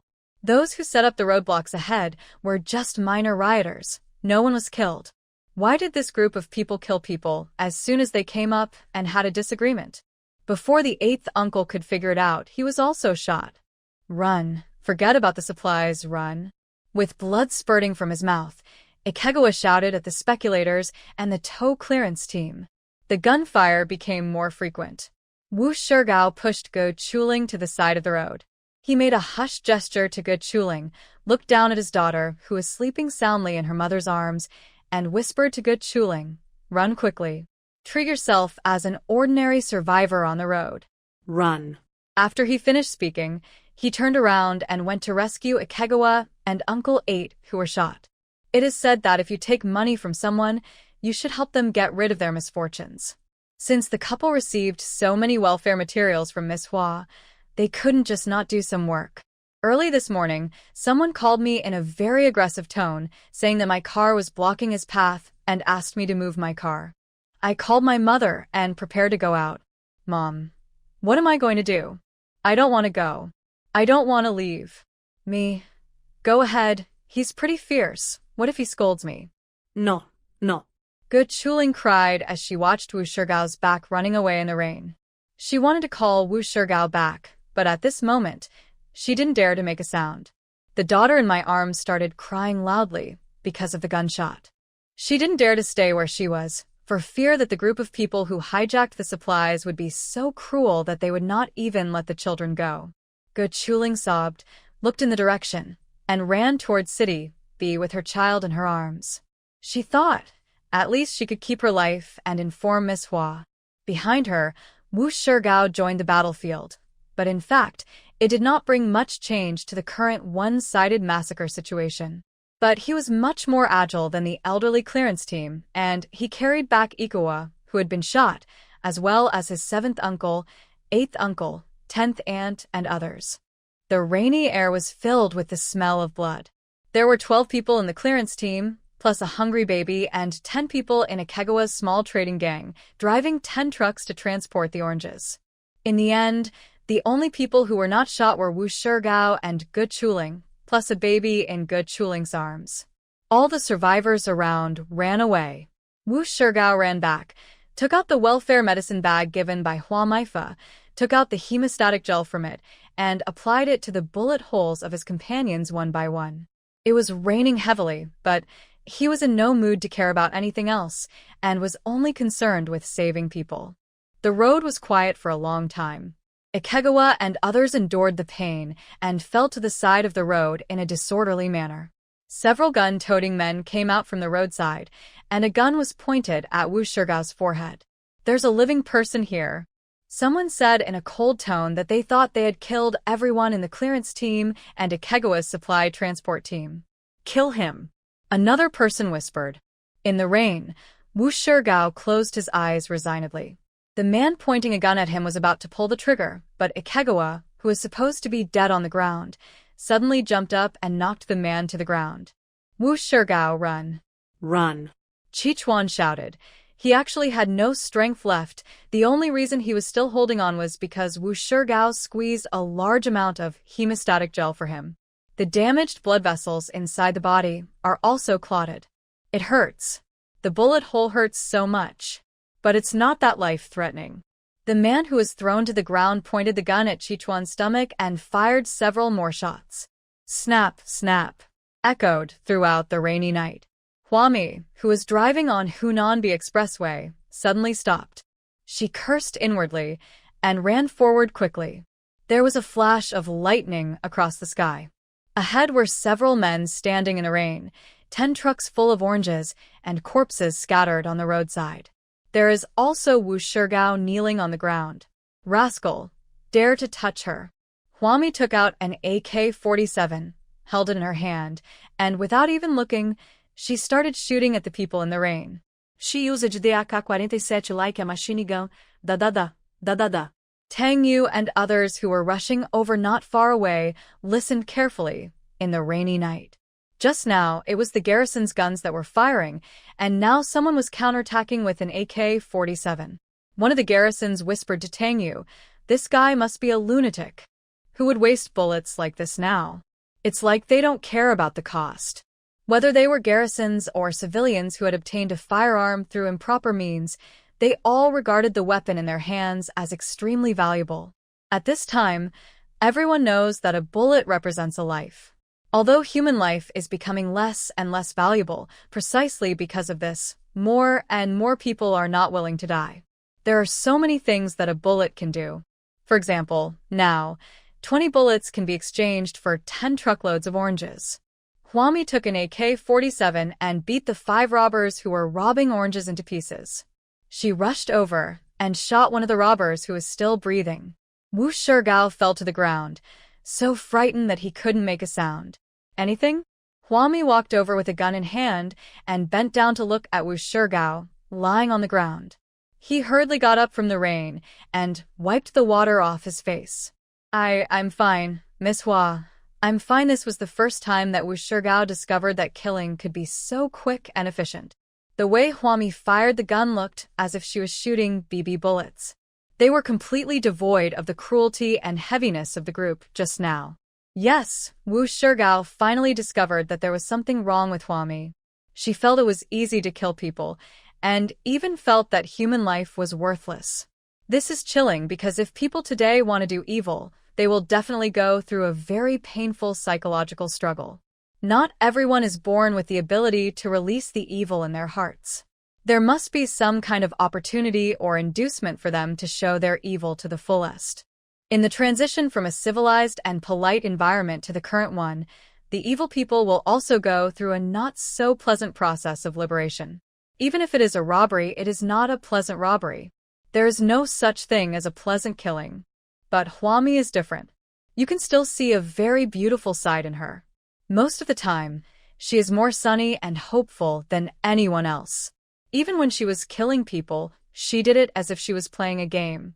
She did not have any psychological struggle, as if she was born to fit in with such an environment. How many of us died? Huami held a gun and asked Wu Shigao expressionlessly. Just as Wu Shigao was about to speak, Chi Chuan on the ground hummed and slowly got up from the ground. He touched the bullet holes on his abdomen. There were bullet holes, but no blood. Ikegawa was shocked. The bullet hole that was coated with hemostatic gel was now filled with transparent gel. But he didn't apply hemostatic gel on the other bullet holes, so why are they not bleeding now? Has his body's blood coagulation mechanism become so good? It's not just Ikegawa, the 7th uncle, the 8th uncle, and the 10th aunt are the same. The smartest thing Wu Shigao did was to apply hemostatic gel to the people as soon as he rescued them. Huami looked at them one by one and found that most of them were still alive. I say basically because these people are not far from death. As long as no one takes the bullets out of their bodies, they will soon die. Fortunately, Tang Yu arrived soon. On the one hand, he ordered his garrison men to send Chi Chuan, 8th uncle, and others back to City B. On the other hand, he ordered his men to carefully examine the 5 people on the ground who had been shot like sieves. The final conclusion given to him by the garrison was that there were definitely more than 5 people involved in the robbery. I had originally written a very emotional letter to you, expressing my desire to participate in that event. 5 people at the scene. Chun Lu was still there when the 10 trucks of oranges were robbed. When Huami rushed out of the material warehouse in City B, Chun Lu had already evacuated the scene with the remaining people. He led the remaining dozen people and hurriedly retreated towards City A. Halfway through, Chun Lu was unwilling to give up. He asked one of his subordinates, "Who is that woman who just rushed out?" Because he didn't watch the entire process, Chun Lu was not sure whether Huami had any support behind her. The only thing that is certain is that the 5 people they sent out to test the waters were all wiped out. Chun Lu was very unwilling. That's right. When they decided to rob the supply warehouse in City B this time, they didn't know whether they would succeed. Therefore, Chun Lu decided to send 5 people out to test the waters first. If these 5 people can find out that the transportation team of the B City Material Depot is of average strength, Then in the future, they can develop more in this direction. It is even possible to take over the supply depot in City B in one fell swoop. The man next to him didn't answer him, but took out a satellite phone and said, "Third Master, it's the boss call." Chen Lu picked up the phone, and a male voice came out, with a hint of worry and concern. "It's hard to get supplies from Xiangqing and B City." "Elder brother." Chen Lu looked helpless and asked, "How did you know?" He did not inform his elder brother before he went out to grab supplies. "Nonsense, as soon as you move, I know what you want to do." The reason why Xiangqing and B City are what they are today is because their commander is Gong Yi. If you want to take their B City material warehouse, you have to see if this person is easy to mess with. Chen, who sounded a little annoyed on the other end of the phone, "Come back quickly. We'll talk when you come back." Gong Yi is not easy to deal with, but Chen Lu, this young boy, dares to provoke anyone. Chen Lu on the other end of the phone looked disapproving. What's the meaning of Gong Yi and Gong Er? Is our Chen family afraid of a commander? Brother, don't try to persuade me. Why are Xiangqing and B City able to operate? It's because the B City supply warehouse is many times larger than our city supply warehouse. It seems that a B City supply warehouse can fully satisfy the survivors of the two cities. It would be better to give these supplies to our Qin family than to give them to those survivors. This is how the world works now. Whoever gets the supplies gets the world. Xiangqing and B City have so many supplies. What's wrong with giving some to the Qin family? The Qin family got the supplies and weapons depots in a city, and they can get the supplies and weapons depots in B City, just like they did. Yes, that's right. Chen Lu has big ambitions. He not only wants the supply depot in City B, he also wants the weapons depot in City B. He even wants those from Xiangqing. But everyone knows that a lot of Xiangqing supplies have been wasted by Yu Guanglin, and they were all distributed for free to those cockroach-like survivors. The armory in Xiangqing had already been pried open by Gong Yi. If Gong Yi can do it on the first day, the Qin family can do it on the 15th. Chen Hu sighed on the other end of the phone. "You are still too young. I have told you a long time ago to keep calm." Keep calm. "We are not without money. Anyway, they can buy the supplies in Xiangqing and a city with money. We can just buy them with money." Chen Lu looked arrogant. "Brother, you've been timid for so many years. How much trouble is it to spend money to buy things bit by bit? I see that the supplies in the B City supply warehouse have not been used up after so long. I don't know how much supplies there are. You might as well just grab them." Young Master Chen and Chen, who are family. Yes, Chen, who is his brother. On the surface, the Qin family members have different personalities, but deep down, they are all the same. The same goes for using any means to achieve the goal. But Chen, who has more social experience than Chen Lu. He has been doing well in the white world over the years and has quite a few insights from dealing with those people in the white world. No matter what you think, come back first and we'll talk about it later. Since he couldn't persuade Chen Lu, Chen Hu thought about bringing his third brother home first, and then find someone to look after him after he got him home. Don't let Chen Lu go out and provoke Gong Yi again. After hanging up the phone with Chen Lu, Chen Hu stood in his villa and said to Yu Guanglin behind him, "The young people today are different from us back then. These young people don't know that some rules and regulations can be implemented in our city, but they may not be implemented smoothly in other cities. For example, in the 3 cities of A, B, and Xiang. In A, the Qin family can cover the sky with one hand, but not in B and Xiang." The tone of Chen, whose voice showed that he had completely treated City A as the private city of their Qin family.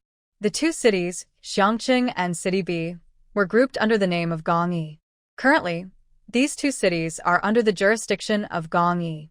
So the rules that can be implemented in City A, such as the strong are respected, the strong bully the weak, the Qin family is in power, etc., may not be applicable to Gong Yi. Yu Guanglin responded with a nodding and bowing look. This was exactly the attitude that Gong Yi hated the most in him. "Boss, the garrison commander of City A is dead." Upon hearing this, Yu Guanglin looked at Chen Hu in shock. The garrison commander of City A was dead? Chen Hu actually killed the garrison commander of City A? City A was probably the most chaotic city among the cities near Xiangqing. That was because at the very beginning, all the garrisons in City A received orders from the commander of City A. The garrisons in City A were to guard the material depot in City A and wait for the Qin family to take over. No garrison may enter City A for rescue at will. Therefore, from the very beginning, there was no garrison rescue in City A, not even a single garrison rescue. Of course, according to the regulations of the garrison headquarters, the garrison could not enter the city without the permission of their superiors and the headquarters. Therefore, the fact that the garrison in City A did not provide rescue did not attract much attention. They were just doing what they were supposed to do within the rules. However, compared with the garrisons in Xiangqing and B City, the garrison in a city this time always lacks a little bit of human touch. Compared with Gongyi, the actions of the garrison commander in City A have aroused even more resentment. For this, the garrison commander of City A might as well learn from the garrison commander of City B. After the disaster, he shot himself because of his dilemma. Yu Guanglin always thought that the garrison commander of City A was just following the rules and was quite rigid and ruthless. He didn't know until today that the garrison commander of City A had always been in Chen Hu's hands. The Qin family's reach is so long that they can even control the garrison commander of a city. No, now it's killing. Presumably, when the disaster began, the Qin family had already taken control of the garrison commander of City A. It is no wonder that after Yu Guanglin entered City A, he saw that the people of City A were living in a miserable state. There were uncollected corpses on the roadside, and groups of people were standing on tall buildings, waiting in line to jump off the buildings. There was no rescue, no temporary rescue center, nothing. The city of A has long been in a mess.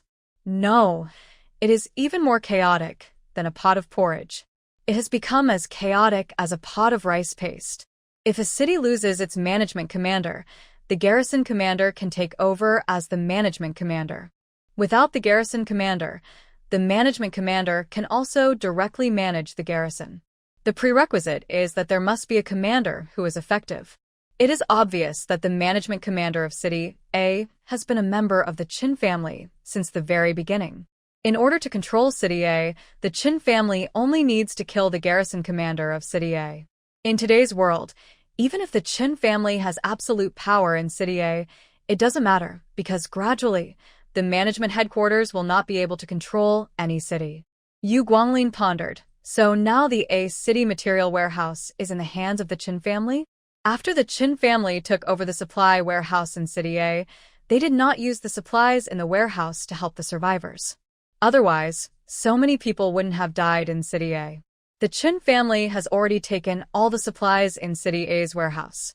Chen Hu, who was standing in front of Yu Guanglin, looked indifferent. The commander of the A city garrison should have died long ago. If he had revealed the weapons depot of a city earlier, we might have killed Gong Yi long ago. Would he have taken over Xiang City and B City in his turn? After hearing what Chen Hu said, Yu Guanglin was even more shocked. It turned out that the Qin family not only took over the material depot in City A, but also the weapons depot in City A. Now the Qin family is no longer satisfied with the supply warehouse in one city, and they are now reaching out to the supply warehouse in City B. Speaking of which, there was a woman. I think I know who the woman the third brother was talking about is. In Chen Hu's hand was the information about Huami given to him by Yu Guanglin. This information was compiled for Yu Guanglin by Qin Ziren when he was still alive. It details how Huami made her first pot of gold.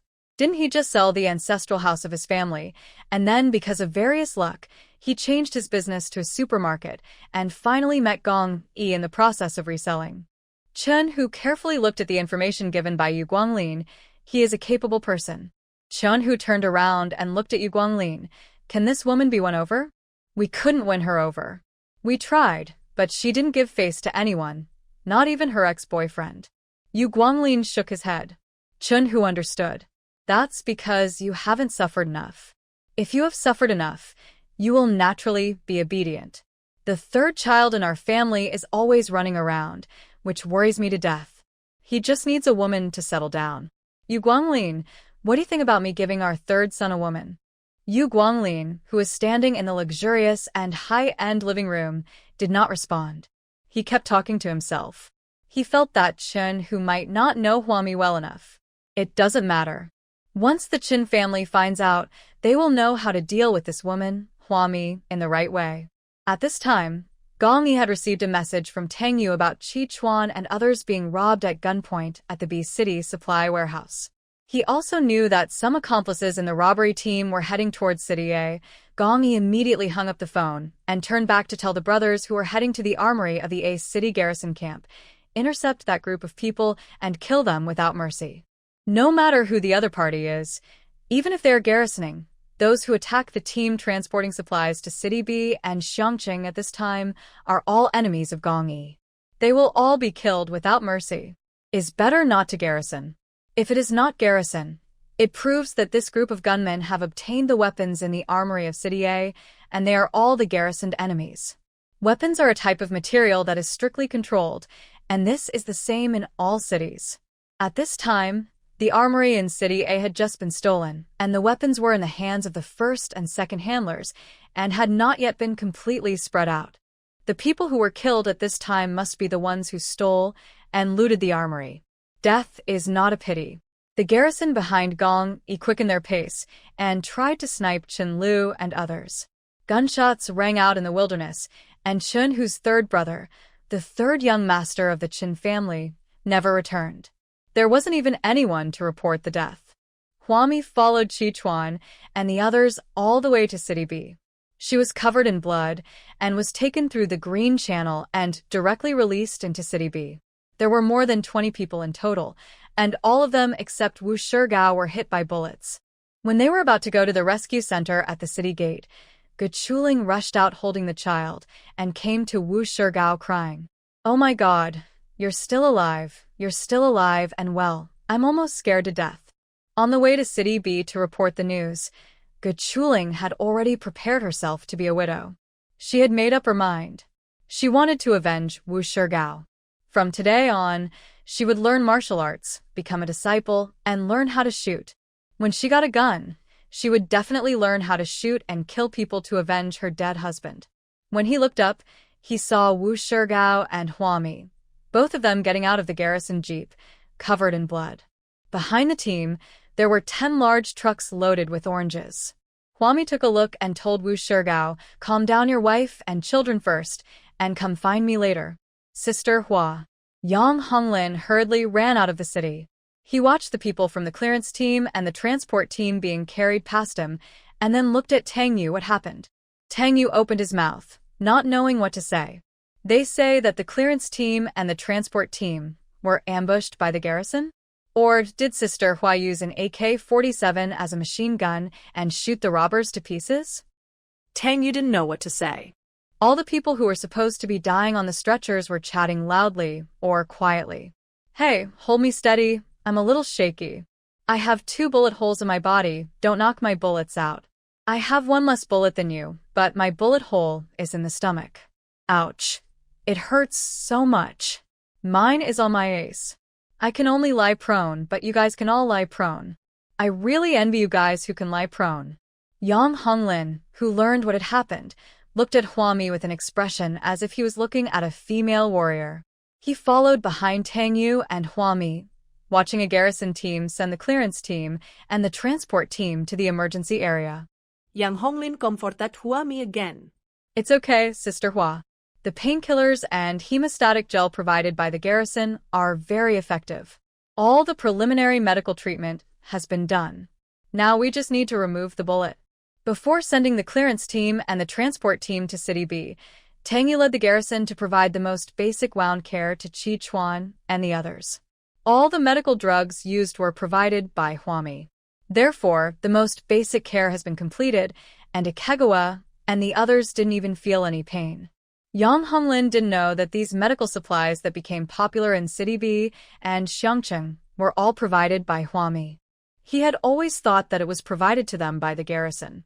So he didn't suspect Huami and just kept talking about how effective and good those painkillers and hemostatic gels were. Looking into the emergency room, the operating lights were on, and Huami suddenly said to Yang Honglin, "How many police officers do you have there?" Yang Honglin closed his mouth and looked at Huami, with a puzzled look on his face. She asked how many police officers were left to do what? Huami said to Yang Honglin, "Can you split into two teams and join my clearance team and material transport team?" The work of these two teams cannot stop for a moment. Because Huami's level 16 warehouse is about to be filled with oranges and crops grown on the black soil, she urgently needs Chichuan's material transportation team and the small trading gang to help her sell some of the fruits. The grapefruits and apples that were planted first were growing in number, and the pressure they put on her was also increasing. Compared with oranges, the production quantity of grapefruits and apples was a bit of a latecomer. And through this incident, Huami wants to get more weapons. When there are no bullets, those AK-47s can only use one and leave the other empty. If Huami's Lottery X1 is a point like this, it's hard to draw anything good. But she found that if she ordered quickly and drew more than 10 times in a row, there would often be 1 or 2 chances for her to draw an unexpected surprise. So, Huami now has 12 chances to draw. She has to clear some space and click on all 12 chances. It would be best if she could win the weapon in all of them. This further highlights the importance of the clearance team and engineering team. Without these two teams, she wouldn't be able to quickly get a chance to win a lottery. Yang Honglin counted on his fingers. If you can mobilize 20 people, including the students from the police academy who were recently recruited, Sister Hua, if you need them, I will immediately find weapons for them. Yang Honglin also knew what was happening outside the city. After this incident, everyone's scalp felt numb for a while, and they still couldn't relax. So, he thought that the children from the police academy could not leave the city. So, he let the children from the police academy maintain order in the city, and he and some veteran policemen would go out to fill in the tow clearance team and the material transport team. Those children in the police academy are the hope of the police force and the future of the police profession. He must protect them well.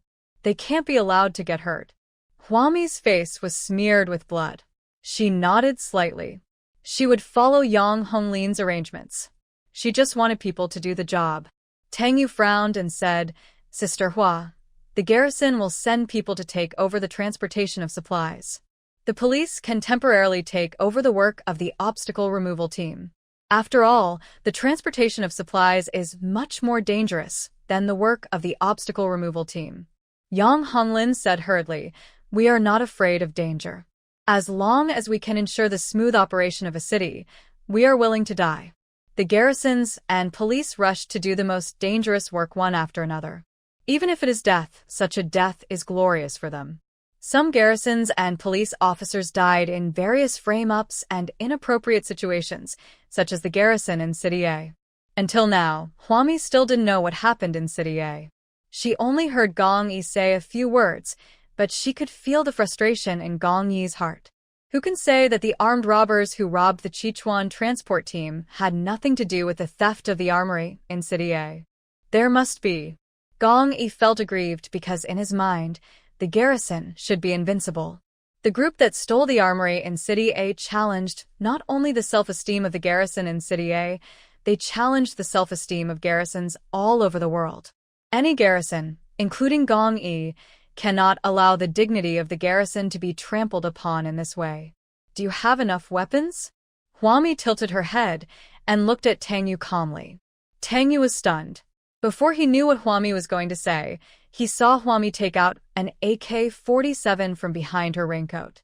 She held the gun horizontally and handed it to Tang Yu solemnly. "Promise me that you will not let any of those who come to rob you go. Kill them all, leaving no one alive. This is the only way to justify the AK-47 I gave you." The garrison in City B, together with the garrison in Xiangqing, has a total of about 3,000 people. Huami doesn't know the exact number, but she decided to give each of Gong Yi's garrisons 10 AK-47s. She wants anyone who dares to challenge her and hinder her interests to die. Then, Huami turned around, took out another AK-47 from her raincoat, and handed it to Yang Honglin. "When you have organized your team, come to me to get the guns. My request is the same. No matter who the other party is, anyone who interferes with your clearing of the obstacles will be killed." Huami hates people who mess around with weapons. Like Gong Yi, she hates anyone who has no principles and breaks the established rules, even if they themselves often break the rules. But they still have principles, and even if they steal supplies, they can save people's lives. After arranging the work of the clearance team and the transport team, Huami went to look at Yang Honglin and others who were retrieving bullets. There are not enough medical staff in City B, less than 1/10 of that in Xiangqing, so all the young nurses who can go have their jobs. Huami saw a medical student who had just been admitted to medical school, removing the bullet from Chi Chuan with tears and snot. Ikuwa took painkillers and felt no pain at all. He also comforted the medical student. "It's okay, just take it. It doesn't hurt me at all." "Really, although it doesn't hurt me, but don't shake your hands and don't make the hole bigger, okay?" Huami thought there should be no problem here. She turned around and said to Ge Chuling and Wu Shigao, "You two should divide the work. Ge Chuling, you should not go out of the city to clear obstacles with the children. Do you see the stall at the city gate? That's mine too. You can go there to sell supplies." Huami doesn't keep idle people in her hands. She would not just keep Ge Chuling idle just because she was a mother. There is no such thing. This is the end of the world. Such an extreme living environment dictates that everyone must work many times harder than before in order to obtain certain survival supplies. After arranging the work for Wu Shigao and Ge Chuling, Huami found a deserted place and instantly returned to the material warehouse in City B to prepare to clean up the space. She heard the sound of gold coins falling again. Huami felt very strange. Why did gold coins drop every time she teleported? So she took out 100,000 copies of various fixed production materials in her level 16 warehouse and filled the corner of the B City material warehouse with oranges. He immediately returned to the RV supermarket warehouse in Xiangqing. Sure enough, Huami heard the sound of gold coins falling again. This RV supermarket warehouse is not very big, and it will be filled up after a little bit of crowding. Huami took a look at the stock in the RV supermarket. All the condoms she had placed there before had been sold out. This place was located inside Xiangqing, so condoms must be selling well. So, Huami deliberately put a large portion of condoms in the goods in the RV's wall warehouse. As if to verify it, Huami opened the control panel of Apocalypse Supermarket and instantly returned to her own Lotus Xingxing supermarket base. The sound of gold coins falling was heard again, and this time Huami saw it clearly. She said that every time she teleported, she could hear a faint sound of gold coins falling next to her ears. It turns out that every time she teleports, a certain amount of sales will be consumed. In order to determine the teleportation fee, Huami put all the oranges and mineral water in the level 16 warehouse into the underground parking garage. She teleported again and returned to the supply warehouse in City B. This time Huami saw clearly that each teleportation would cost her 1,888 yuan. Yes, teleportation costs money. Just because of this money, for her current huge turnover, which will increase countless times every second, the teleportation fee is not noticeable at all. Huami had always wondered what the use of having so much money was. Now she knows that teleportation costs money, so even though her teleportation fee is 1888 each time, her spending still cannot keep up with the speed at which she makes money. Exchange Mall. This interface suddenly popped up just below the display interface. Huami opened the Exchange Mall and saw that there were only a few tickets, namely, Xiangqing. Lotus Xingxing Supermarket 1,888 yuan, Exchange, now Xiangqing. Rescue Center 1,888 yuan, Exchange, now City B. Material Warehouse 1,888 yuan, Exchange, now. Huami clicked on the ticket of Xiangqing. Lotus Xingxing Supermarket and immediately exchanged it for a ticket. Xiangqing. Lianhua Xingxing Supermarket written on it in large letters. How is this used? Huami turned over the teleportation ticket and saw the instructions for use written in small print on it. Basically, as long as you tear up the teleportation ticket in your hand, you can teleport to the Lotus Xingxing Supermarket in Xiangqing. You can teleport one person at a time. If you want to teleport 2 people, you need 2 tickets. The teleportation ticket is bearer name. Whoever tears the ticket will be teleported. Huami didn't know whether she was happy or unhappy.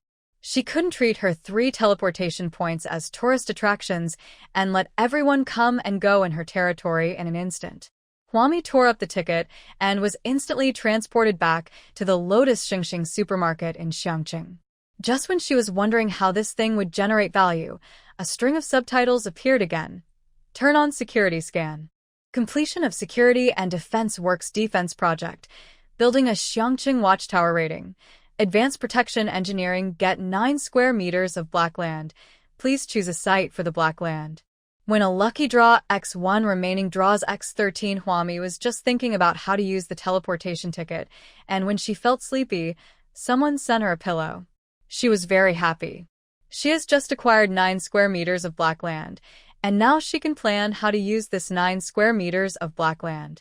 It just so happened that she had almost emptied the level 16 storage. Huami was ready to go. Since today was a good day, she would take all 13 lottery opportunities in one go. Get Orleans roast chicken X100000. Get milk chocolate 16 pieces.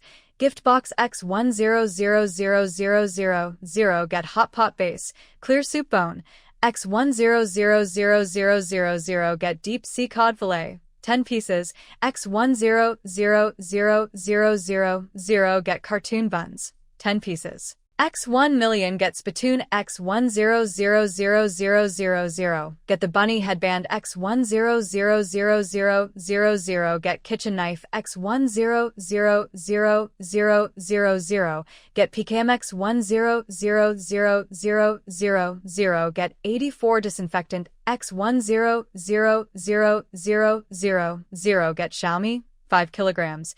X100000. Get pork ribs 500g.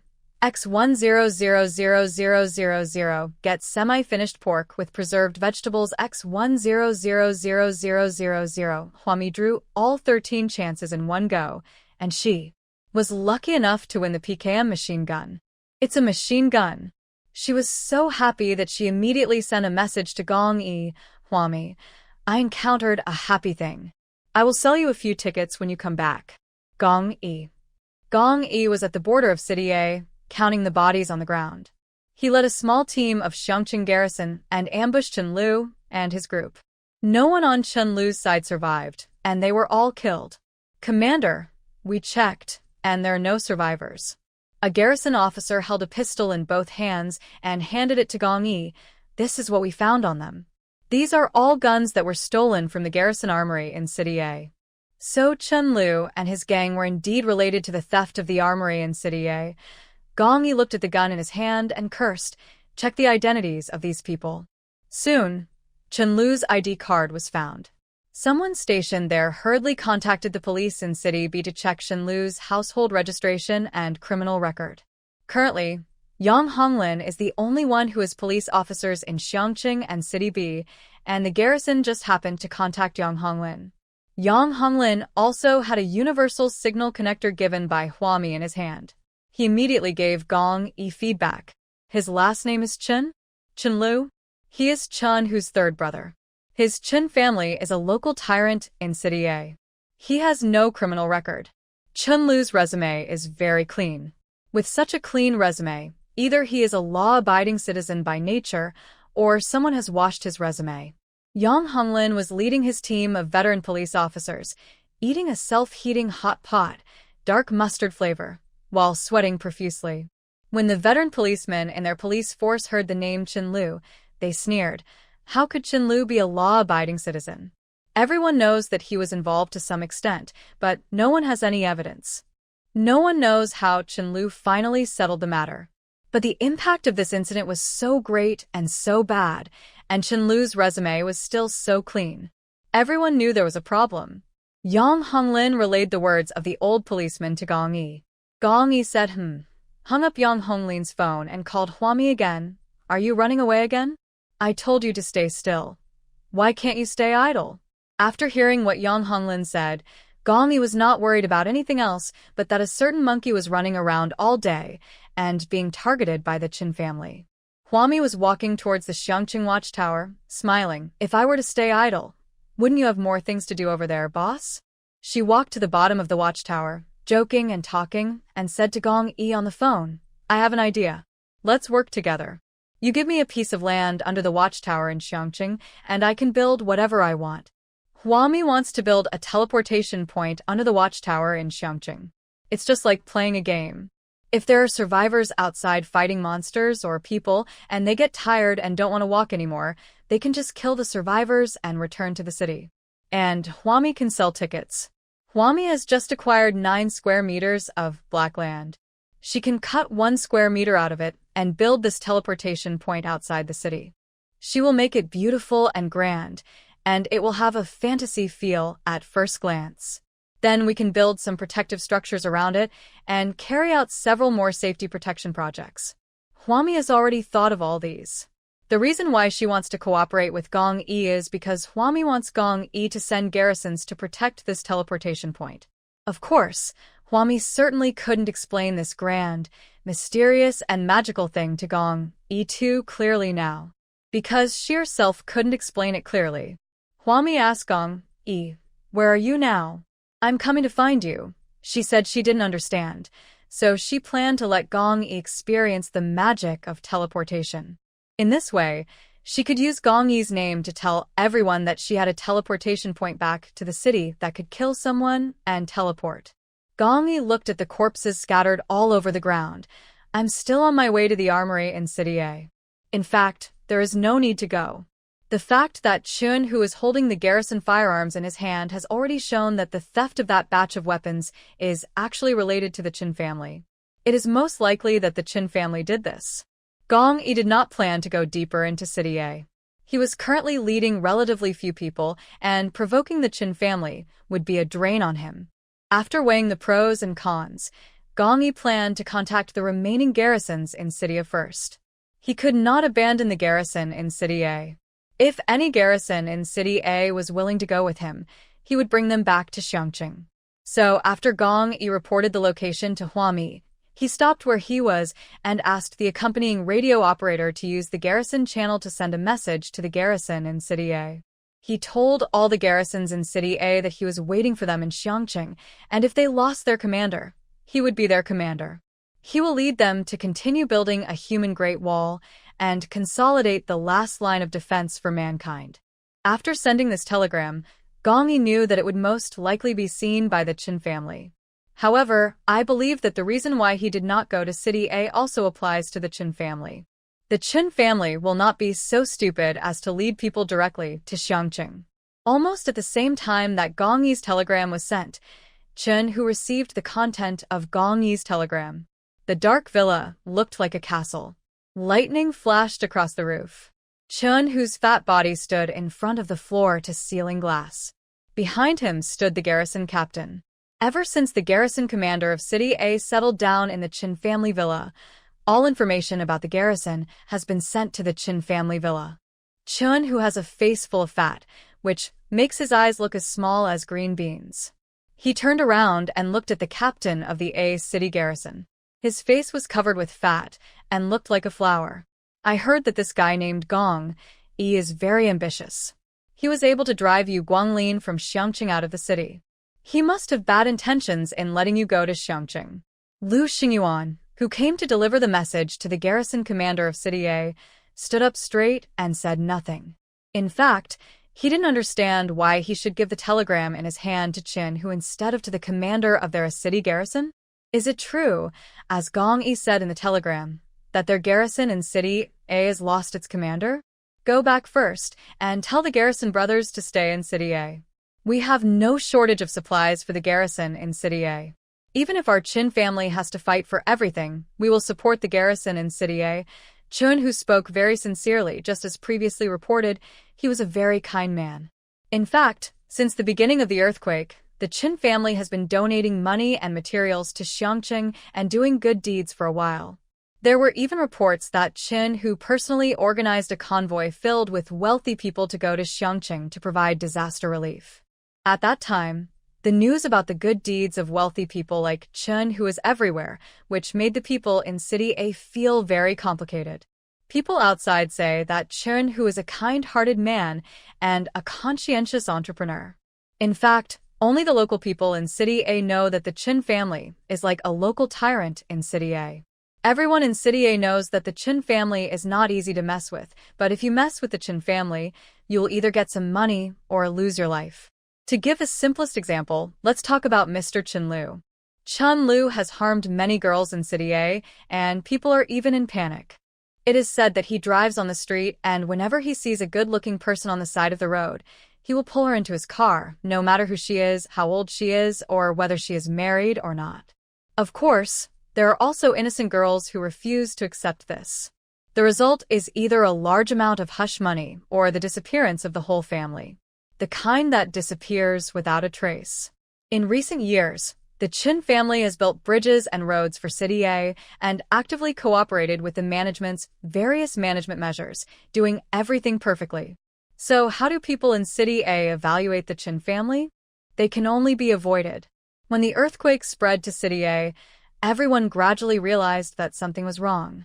It seemed that the earthquakes would never end, and the supplies in the entire city suddenly became tight. No one knew what was going on.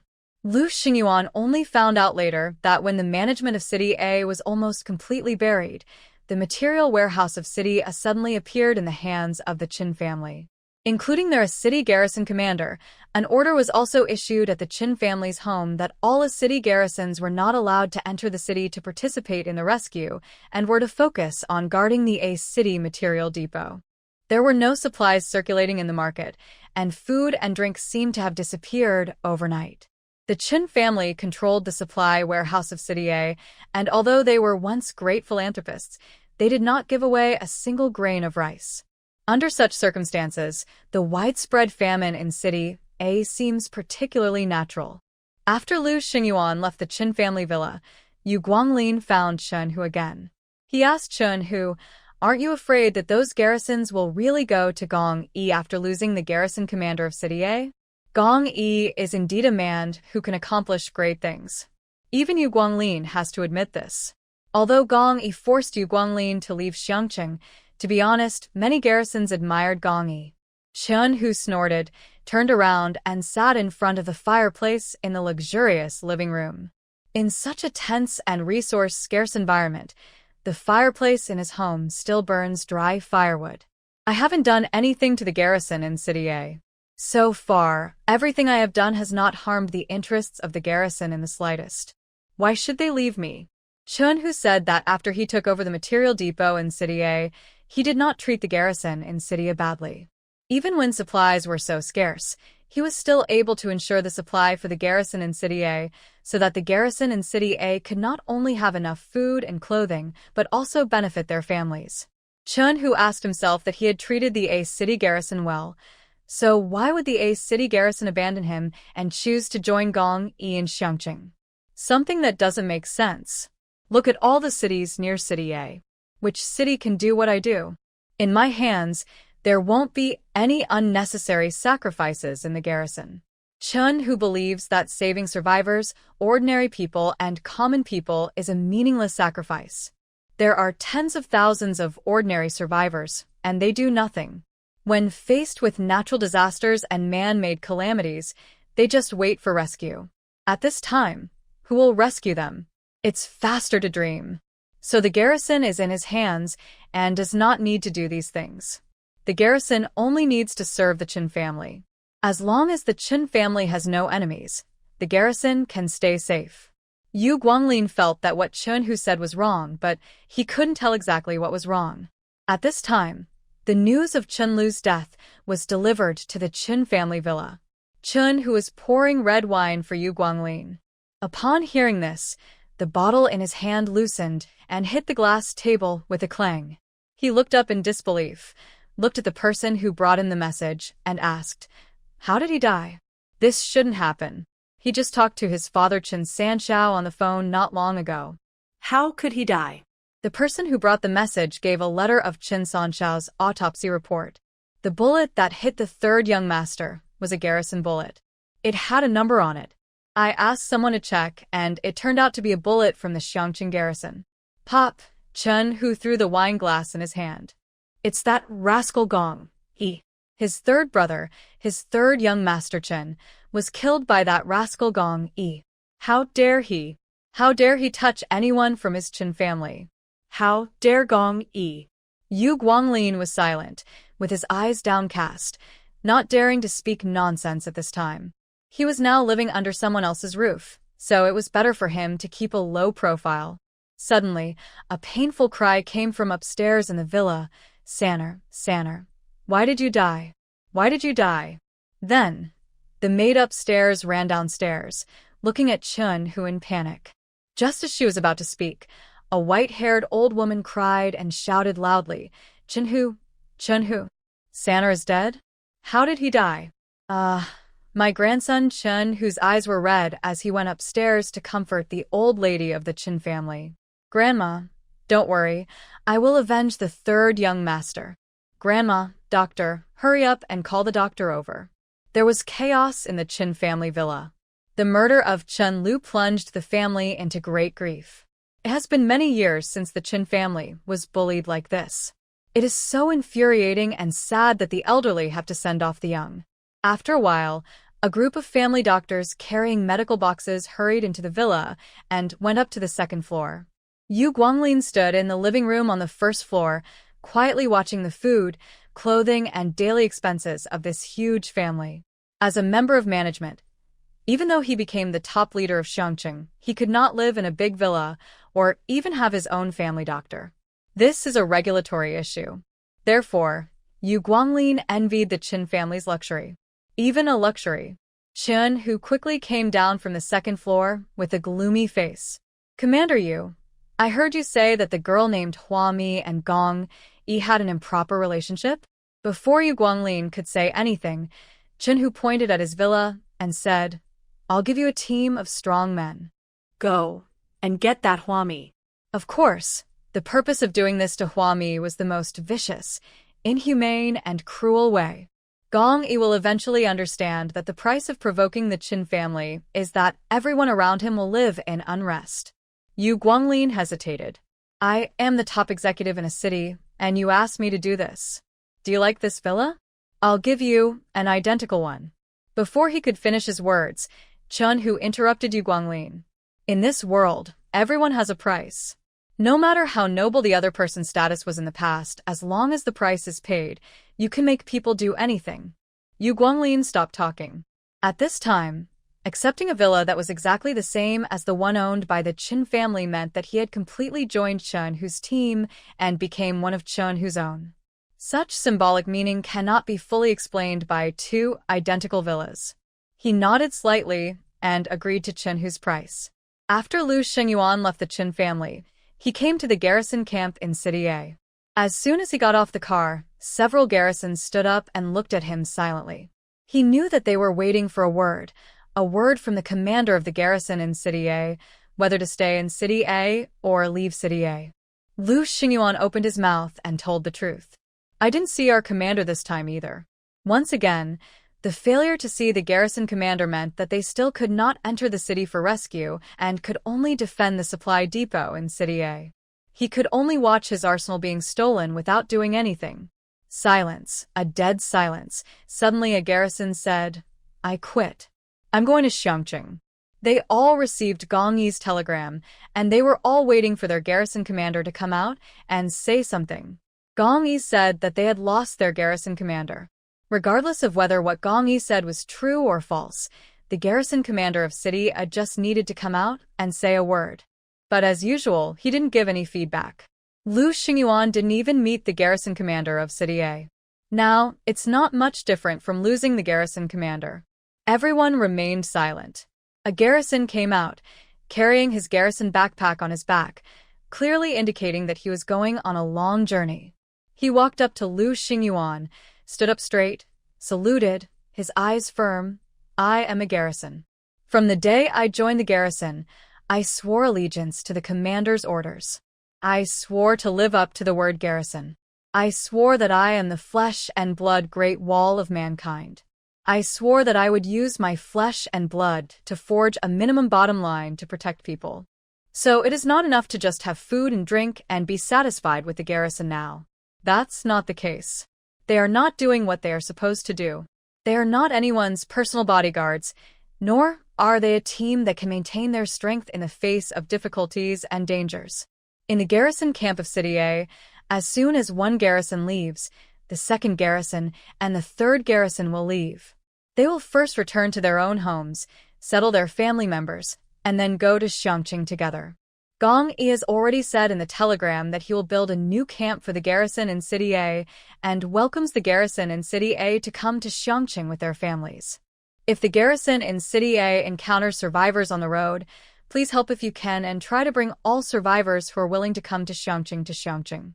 Apart from anything else, the fact that Gong Yi mentioned the survivors in the telegram was already a great encouragement to the garrison in City A. So Lu Xingyuan watched helplessly as most of the garrison troops in City A left the garrison camp. He didn't stop it, because he knew he couldn't stop it. The last garrison to leave stood in front of Lu Xingyuan and asked, "Captain, you're not going with us?" Lu Xingyuan shook his head. He stood in the rain, his determined eyes gleaming with a hint of stubbornness. The garrison in front of him frowned and growled, "Captain, let me tell you, why are you still staying here? Don't you know what will happen if you stay here? I'm telling you, you will become Chen Hu's personal bodyguard and help Chen Hu kill people for profit. Captain, we shouldn't be like this. You are able to be the captain, but you can't even understand this?" Lu Xingyuan smiled and said, "How could I not understand? But where did our garrison commander go? There has to be an explanation. Whether dead or alive, there must be an answer. If they were alive, why didn't they come out to manage the garrison? Why did they let Chen Hu arrange for them? Why did they give the material warehouse in City A to the Chen family?" Dead. How did he die? Someone has to save the dignity of the A city garrison. Shouldn't the person who killed the A city garrison commander pay for his life? Let's go. Commander Gong Yigong is a man of courage and will definitely lead you and enable you to maximize your value. Lu Xingyuan patted the shoulder of the garrison in front of him and watched him leave. Finally, he looked at the remaining dozens of garrisons and asked, "You're not leaving?" "We are not leaving. We are staying here with the captain to find our garrison commander." Someone answered Lu Xingyuan that the garrisons were also human beings, and they had their own ideas. Some garrisons chose to leave and go to Gong Yi to maximize their value. Some garrisons also chose to stay and fight alongside Lu Xingyuan. They want to see the commander of the garrison in City A alive, or his corpse if he is dead. At this time in Xiangqing, Huami had no idea that a group of strong men were running towards her in the rainy night. She was outside the iron gate of Xiangqing, looking up at the tall watchtower. Hu Jing and his relative, who was a contractor, were indeed very capable. They quickly built a watchtower using the cement provided by Huami. Laser lights are installed in all directions of the watchtower. This laser light is particularly bright in the dark and can shine very far away. They can point out the direction of Xiangqing to the survivors who are walking alone in the dark. Huami decided to place its external teleportation point under this watchtower. Behind her stood Hu Jing and the contractor. They followed behind Huami and heard her say, "Here, I want to build a flat ground and make the pattern more complex and beautiful. It would be best if there were special effects light so that when someone steps on it, light will flow out from under their feet, slowly lighting up the pattern on the entire open space." Huami described to the two of them that this technology should not be difficult because before the end of the world, many cities had those kinds of induction lights and touch lights. Hu Jing had some opinions. "Miss Hua, the effect you want is not difficult to achieve. We can install some lights and sensors to achieve it. But Miss Hua, why do we need these flashy things now?" As soon as he finished speaking, the contractor slapped Hu Jing on the back of the head. "We should do whatever Miss Hua said. Why do you talk so much nonsense?" After all, he was still too young. He didn't know that Huami was their party, a tyrant. What party a tyrant said was the law of nature and the imperial decree. The contractor was seen with a mouthful of gold teeth, and from Huami's nodding smile, "Miss Hua, your idea is very good. It's tall, big, and high. Don't worry, I will plant a few trees on your open space later and install lights on them.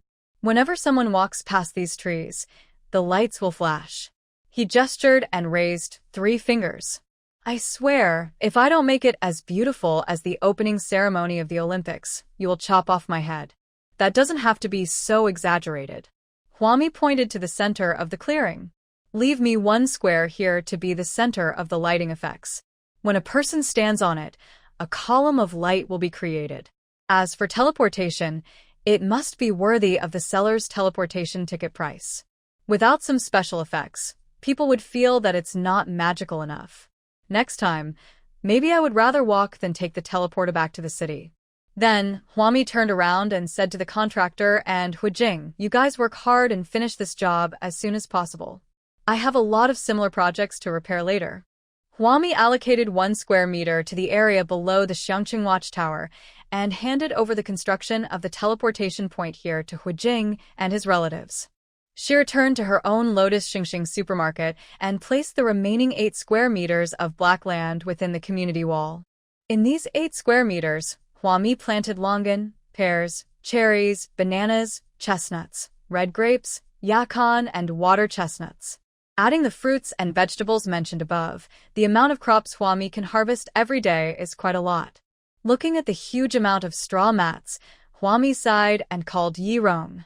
"Do you have the manpower to weave straw mats? I have too much straw here and need to clear some of it out." "Where did you get so much matting?" Yi Rong was a little confused. If Huami was hoarding oranges and dark mustard-flavored hot pots, she could understand that. After all, it's food, right? But when people are in a hurry, they will definitely stockpile whatever they can. Besides, the mustard-flavored hot pot is actually not bad, just like durian. People who like this flavor will love it, but those who don't like it will just find it disgusting. Yi Rong really likes the self-heating hot pot with dark mustard flavor. She now has to eat it twice a day. Huami actually has her own difficulties. The harvest of her black soil is determined by the time of harvest, not by weather or other factors. When crops are planted in the black soil, the underground rhizomes grow taller and thicker over time, and the yields of crops on the ground become better and better. The first thing Huami planted was mat grass, and he just spread a handful of mat grass without considering the consequences. With her occasional one-click harvesting, the mat grass grew more and more lush, and its maturity time became shorter and shorter.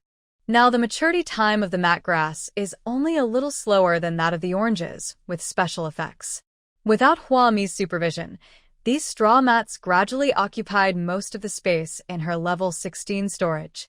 Until now, it has become a pile of chicken ribs that are tasteless to eat and a pity to throw away. Yi Rong, well, we have limited manpower here. The garrison sends 1 or 2 wounded people every day.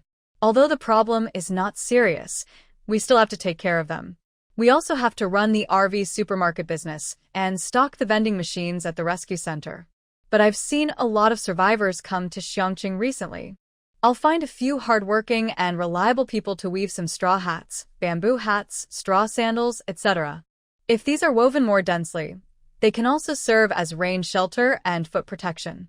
Didn't ancient people have things like plastic and rubber? They also relied on things given by nature to make clothes and weave hats and shoes. Huami thought Yi Rong's suggestion was very good. Then tell them that if they work for me, I will not treat them unfairly. I will pay them by piecework. What can you do with money in Xiangqing? You can buy oranges and condoms as long as they are sold in the RV supermarket, vending machines, and the stalls at the entrance of Xiangqing. Money can buy it. So don't worry about having no money left. Huami can pay someone to weave straw mats. The survivors can earn money by weaving straw mats and then have money to spend at Huami. After discussing with Yi Rong, Huami had almost arranged things in Xiangqing, and she was ready to set off to find Gong Yi. Just as Huami left Xiangqing, Yi Rong, who had nimble fingers, began to weave straw mats outside the rescue center. When the news got out, it caused a huge stir in the rescue center. To be honest, everyone who comes to Xiangqing is extremely panicked. Because in today's world, except for Xiangqing and City B, money is completely useless. They came to Xiangqing and City B with money to buy supplies, as if there was a knife hanging over their heads, fearing that their money would run out, and one day they would no longer be able to buy supplies in Xiangqing and City B. They were also afraid that the money Xiangqing and City B obtained from the survivors would eventually cause a major economic collapse in the two cities, and they would lose their last 2 peaceful habitats. With more experiences, the survivors can summarize the experience of city collapse. The routines of all city collapse are the same. At the beginning, there were only a few supplies. Money is available at the beginning. Gradually, prices rose, and the money in the market suddenly swelled. Instant noodles costing hundreds of thousands per bucket and water costing millions per bottle gradually began to appear. In the end, when no amount of money can buy you a bite to eat, the economy collapses, supplies are scarce, people jump off buildings in droves, and the end of humanity begins to approach. Yes, who says they are not experiencing the end of the world now? The end of the world is everywhere, but people living in Xiangqing and B City are particularly lucky because they can still buy supplies with money. The end of the world has not yet come to these two cities. Therefore, the survivors who came to these two cities were particularly scared. They were afraid that one day, all the supplies in Xiangqing would be bought up with money, and money would no longer be money. The price of mineral water that used to cost 5 yuan a bottle would eventually rise to 5 million yuan a bottle. This explains why all the survivors spent all their savings and started stockpiling goods frantically as soon as they stepped into the gates of Xiangqing and City B. Look at those temporary tents built around the rescue center. Almost every tent is filled with food, drinks, and daily necessities.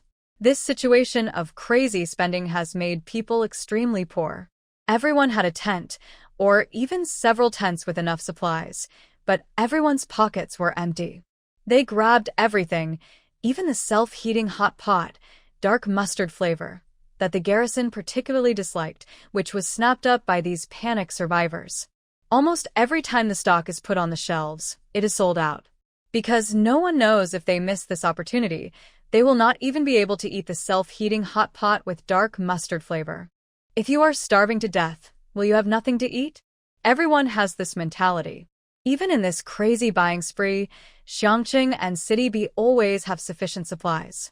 No matter how much they buy, the supplies in the RV supermarket and vending machines are never sold out. The survivors began to worry again. What if the food in the tent ran out? What if they had no money in their pockets, but there were still supplies in the RV supermarket? What should they do when mineral water only costs 5 yuan a bottle, but they can't even take out a dime?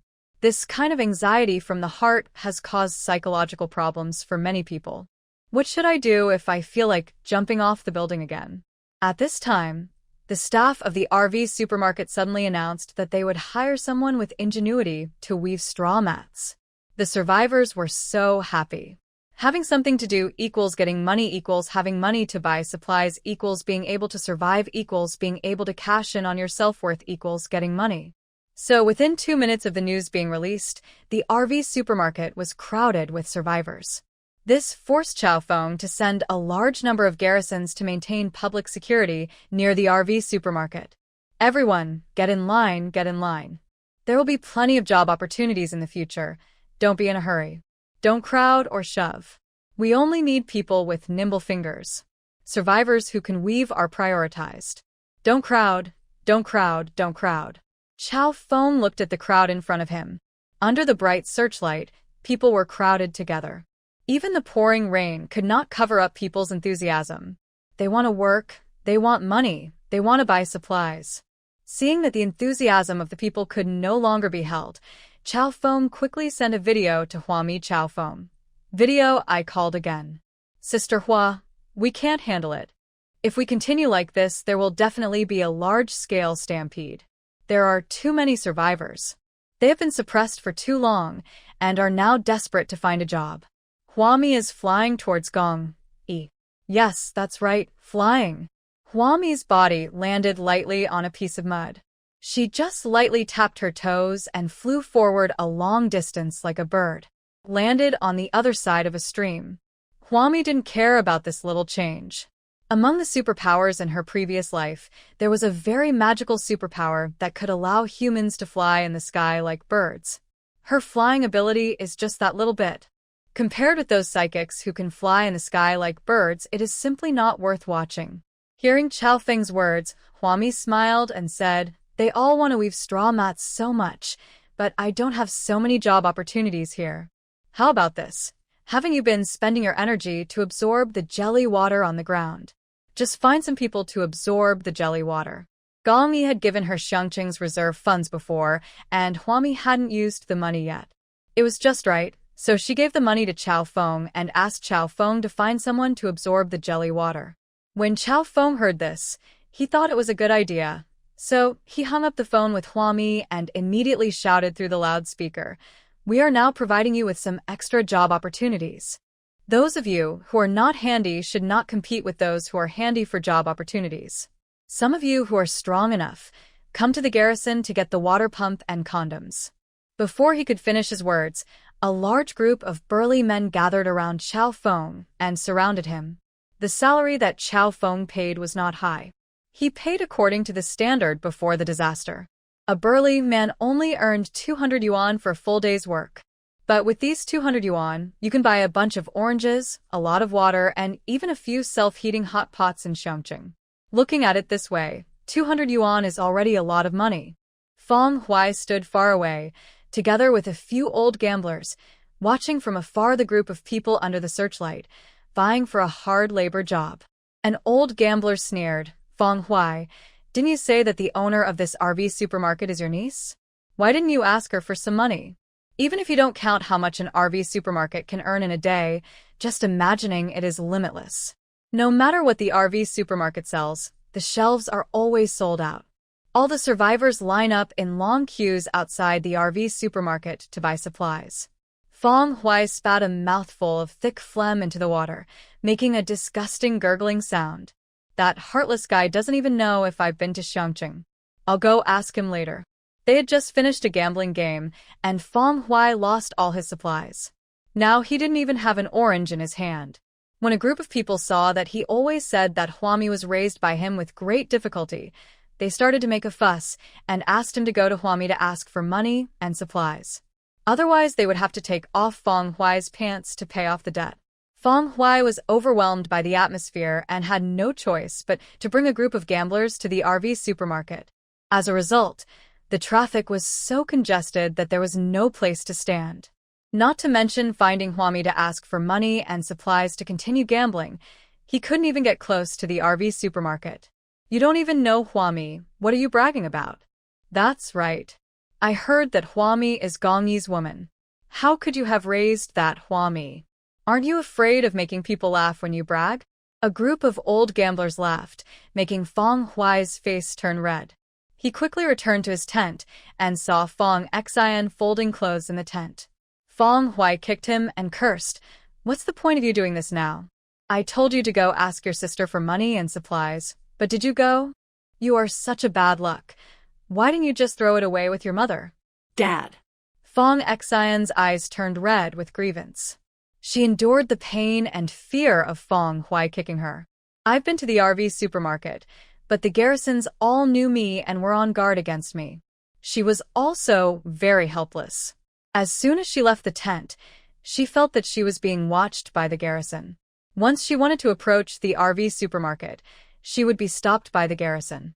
The garrison paid too much attention to her. "Then go sell it." Feng Huai cursed without thinking, and he searched for supplies in the tent. "I lost so much money that my pants were almost taken off, and you acted like nothing happened. Go sell them tomorrow and get some money to help me make up for my losses." Dad. Feng Xian looked at her father in disbelief and exclaimed, "Dad, how could you say such a thing? What is for sale?" "They are now in the rescue center in Chongqing and can eat 2 free meals a day. It's far from the time to sell out yourself." How could her father say such a cruel thing? Then, Feng Huai slapped Feng Xian on the face. "What kind of world is going on now? Don't you know? It's good enough to be alive. I'll give you 2 choices. Either you go out and sell yourself, or you ask your sister for money and supplies. You only have these 2 options." After saying that, Feng Huai packed up the supplies in the tent and went to gamble again. Feng Xian was left kneeling in the tent, covering her face from being slapped, tears streaming down her face. This is where she feels the most unbalanced. Why? Why does she have such a father? Why is Feng Huai not Huami's father when they both grew up in the Feng family? If Feng Huai is Huami's father, can their positions and identities be swapped today? Then Feng Xian would be able to deal with people like Gongyi like Huami, and would also be able to have a lot of supplies and money. And Huami will take her place to deal with Feng Huai, a terrible father. Feng Xian cried and kept praying to God, asking God to let her switch with Huami. Huami continued to rush in the rainy night. Occasionally, when she couldn't find her direction, she looked up at the sky. On the Xiangqing watchtower, there was a laser beam pointing directly in the direction of City A. Not long after, she saw the armored vehicle that Gong Yi had parked at the end of a path. Huami stopped at that moment and suddenly felt something was wrong. It was too quiet around her. There is an ambush. Because End of the World Supermarket is also considered her superpower. With the continuous upgrading of End of the World Supermarket, her superpower level is getting higher and higher, and she has a keen and clear perception of the dangers of the surrounding environment. She frowned slightly, took 2 steps forward, and walked to the row of armored vehicles where Gong Yi was.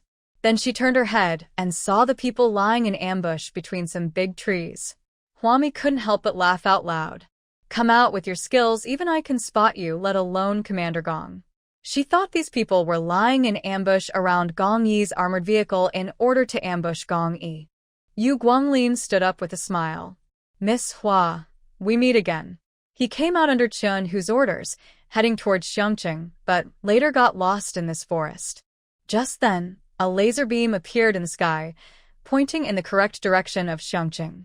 Yu Guanglin followed this laser beam and found the armored vehicles stationed in Xiangqing. He judged that Gong Yi should be nearby, so he thought of ambush Gong Yi, which could also be regarded as a token of his loyalty to Chun Hu. As for Huami, Yu Guanglin actually doesn't like to do such things that insult women. What Chun Hu hated most was Gong Yi, who killed Chen Lu. Wouldn't it be better to make Gong Yi suffer a loss than to directly make a detour and attack Huami from a lower dimension? This is why Yu Guanglin led his men to ambush around. How could he have known that his luck was so good that instead of waiting for Gong Yi, he waited for Huami? Really? He couldn't let Hua go to find a way out, so that's it. Although Yu Guanglin himself doesn't like to do such things, Chun Hu is his only way out now, so it can be considered a wrong move. Anyway, Huami is not a good woman.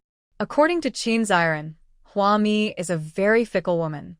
As soon as Huami saw Yu Guanglin's sympathetic look, she knew that he probably didn't intend to do anything good for her. She took 2 steps back, protecting her lower abdomen with one hand and placing another hand on her lower back, looking like a frightened bird. Yu Guanglin, why are you here? When Yu Guanglin saw Huami like this, he felt sorry for her. She was such a pretty woman. Actually, Chun Hu has taken a fancy to you and thinks that if he can match you with Chen Sanshao, he can make Chen Sanshao settle down. As he spoke, he took 2 steps forward, with a look of regret on his face. You have performed very well recently. You have sufficient supplies. You are beautiful and smart. If you can become the woman of Mr. Chen, you can not only help control Mr. Chen, but also make the Qin family's supply warehouse more sufficient. Yu Guanglin did not take this for granted, but that was just the kind of person Chen Sanshao was: impulsive, lustful, and had a bad temper. I can't live without beautiful women all my life. So Chun, who had long wanted to find a woman for Chen Sanshao, at least one who is beautiful enough so that Chen Sanshao would not get tired of her in a short period of time. Whenever Chen Sanshao gets bored, he will want to go out and have fun. He can't be kept at home. Looking at Huami, her beauty can make Chen Sanshao's interest in her last longer. But Gong Yi killed Chen Sanshao. Yu Guanglin shook his head, his eyes full of regret and sympathy. He took out a gun and pointed it at Huami. So Chun, who was very angry, he vowed to teach Gong Yi a lesson. As he was speaking, 2 men came up from behind Yu Guanglin. They were very strong and looked like macho men. In addition, several men appeared from around Huami, and each of them looked at Huami with ill intentions. The way they looked made it easy for Huami to think of bad things. In fact, they did intend to do something bad to her. In Yu Guanglin's other hand, he took out a fully charged cell phone. Don't mind Miss Hua. I don't like to do this kind of thing, but Chun, who asked me to record the process. He hopes that everyone around Gong Yi will have a bad ending. Huami turned around, looked at the 2 muscular men behind her, and then looked at Yu Guanglin. I thought you would at least have some beliefs of your own. Although you are a bit pedantic, you are the top leader of Xiangqing's management system after all. You should have your own bottom line and know what to do and what not to do. Just look at Ke Minghong and you will know what to do, and what not to do.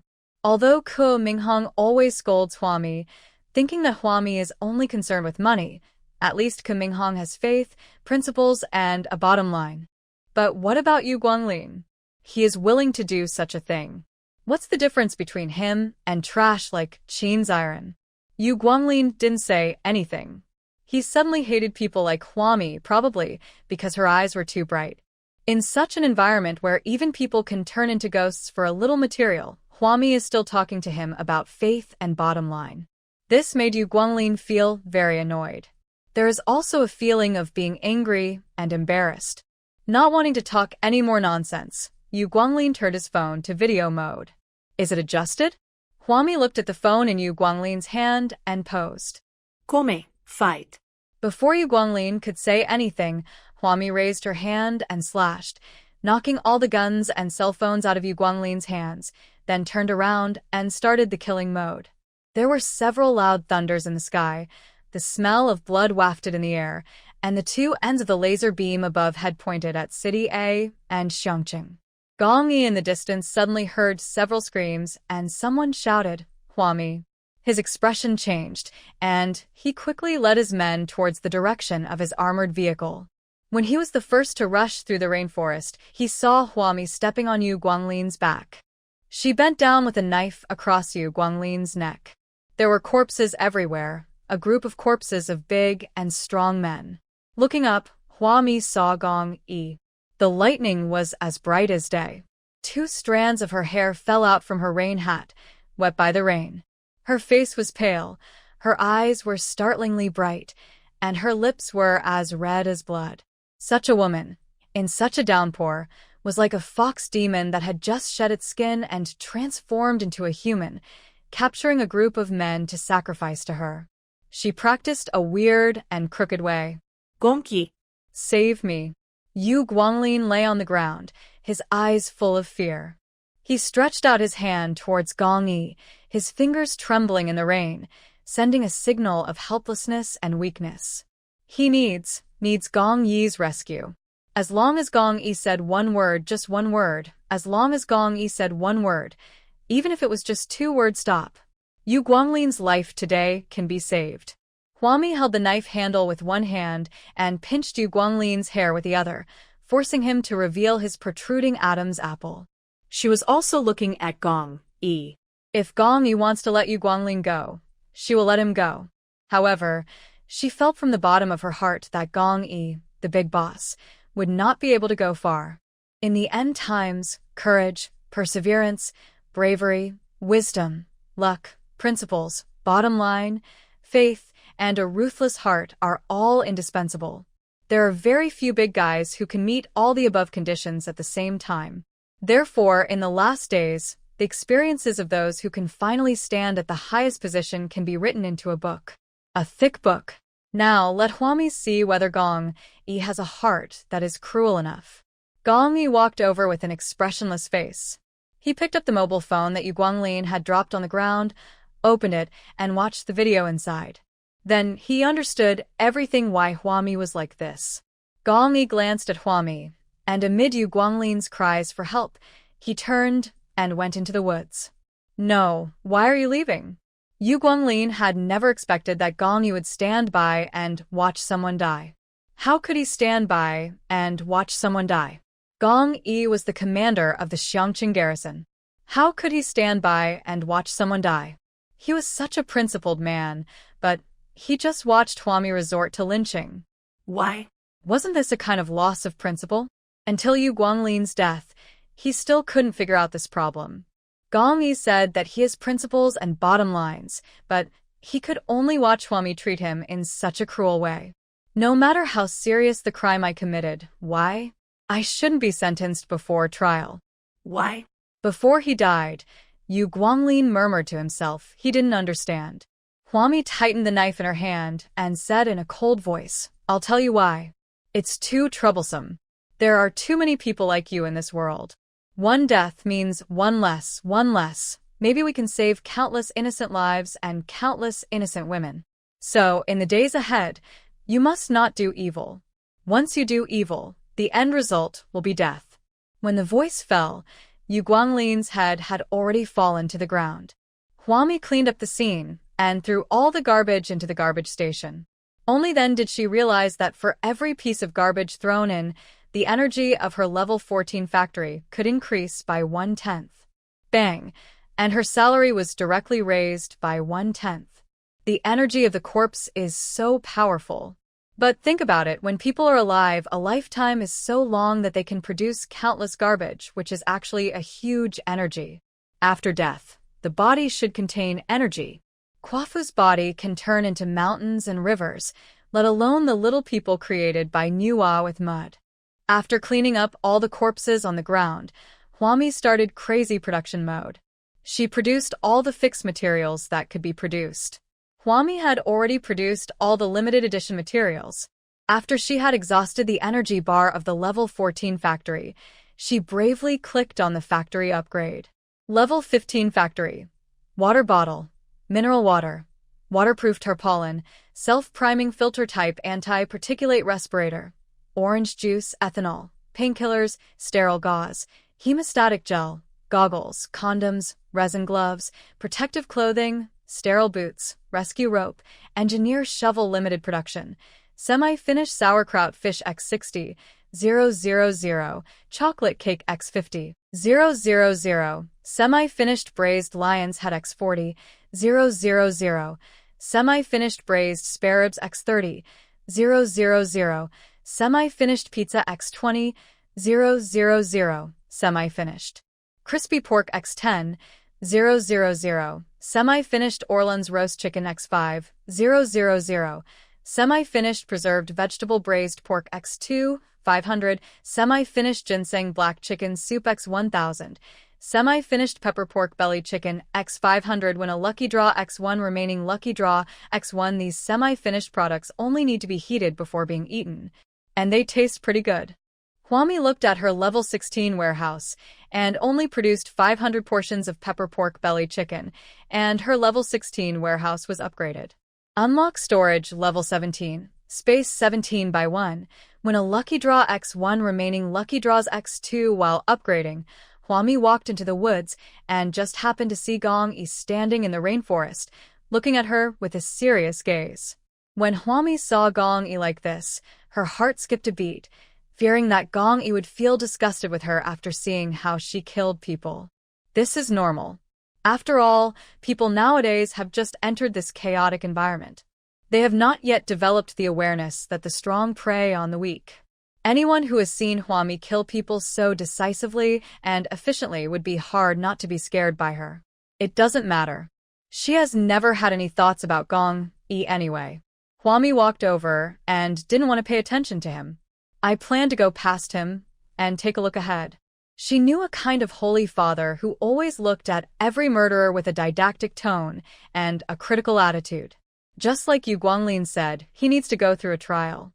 This is what the holy fathers think.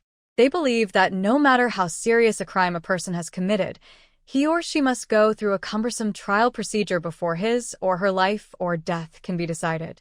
This is true even in the end times. They even believe that life is the most important thing, and that death should not be used to resolve any hatred. Even those who have committed heinous crimes need life imprisonment. Huami thinks that people who have such thoughts may be sick. Because after the human body mutates, all kinds of magical superpowers emerge one after another. People sentenced to life imprisonment will not only eat for free for the rest of their lives, but they are also likely to escape from prison because of the activation of their superpowers. Even if a person dies and their head is not chopped off immediately, they will turn into a zombie. Huami was afraid that Gong Yi was this kind of person. When he saw her cruelly chopping off people's heads, he would scold her for being too cruel. So, Huami didn't want to talk to Gong Yi. When passing by Gong Yi reached out and grabbed Huami's arm. Her arms were very thin, and Gong Yi didn't understand how such a soft body could contain such great energy and how she could cut off a person's head so cleanly and efficiently. Put. Huami tilted her head and looked at Gong Yi. His hand slid down the raincoat covered with rain and pinched Huami's wrist. "Your hand is injured," he whispered, holding Huami's wrist and walking towards the armored vehicle. "You are good at fighting and killing, but why don't you protect yourself?" Huami was dazed as Gong Yi dragged her hand along. The two of them walked through the rainforest and came to the armored vehicle at the end of the path. She watched Gong Yi take out a bottle of ethanol from the armored vehicle and pour it on the small cut on her hand. Hiss! Huami suddenly felt a little pain. The wound caused by the ethanol clamp hurt. She looked at her hand in surprise. There was only a small wound on it. She didn't know if it was accidentally caused when she killed a man. She used to not care about such a small wound. "Do you feel pain now? Is it true that people who are cared for are particularly pampered? Just bear with the pain." Gong Yi rummaged through the medicine box in the car, found a band-aid, put it on Huami's small wound, cleaned her wound, and then looked around the armored vehicle. "The body is gone. What do you want to ask?" Huami looked at Gong Yi's expression and hesitated. "How about I explain to you how the body disappeared?" "No, I have completed my logical consistency." He didn't need Huami to explain so much to him, because he discovered that not only were disasters in this world becoming more frequent, but he himself had also become very abnormal. Obviously, he can now lift an armored vehicle with one hand and stay awake for 10 days and 10 nights. Do you believe it? In fact, Gong Yi didn't tell anyone about this. He slowly released the hand that was pinching Huami's cheek. "I discovered it when we started the rescue." "What?" Huami looked over and didn't understand what Gong Yi wanted to say. She was sitting in the armored vehicle. At this moment, there were only her and Gong Yi in the vehicle, just like breaking a piece of wood. At first I thought it was because the rescue operations over the past few days had exceeded my physical limits. But gradually, I discovered that this was not the case.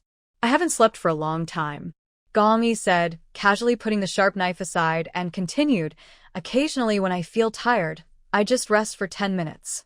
Then my whole body feels like it is full of electricity, and I am still full of energy, and energy."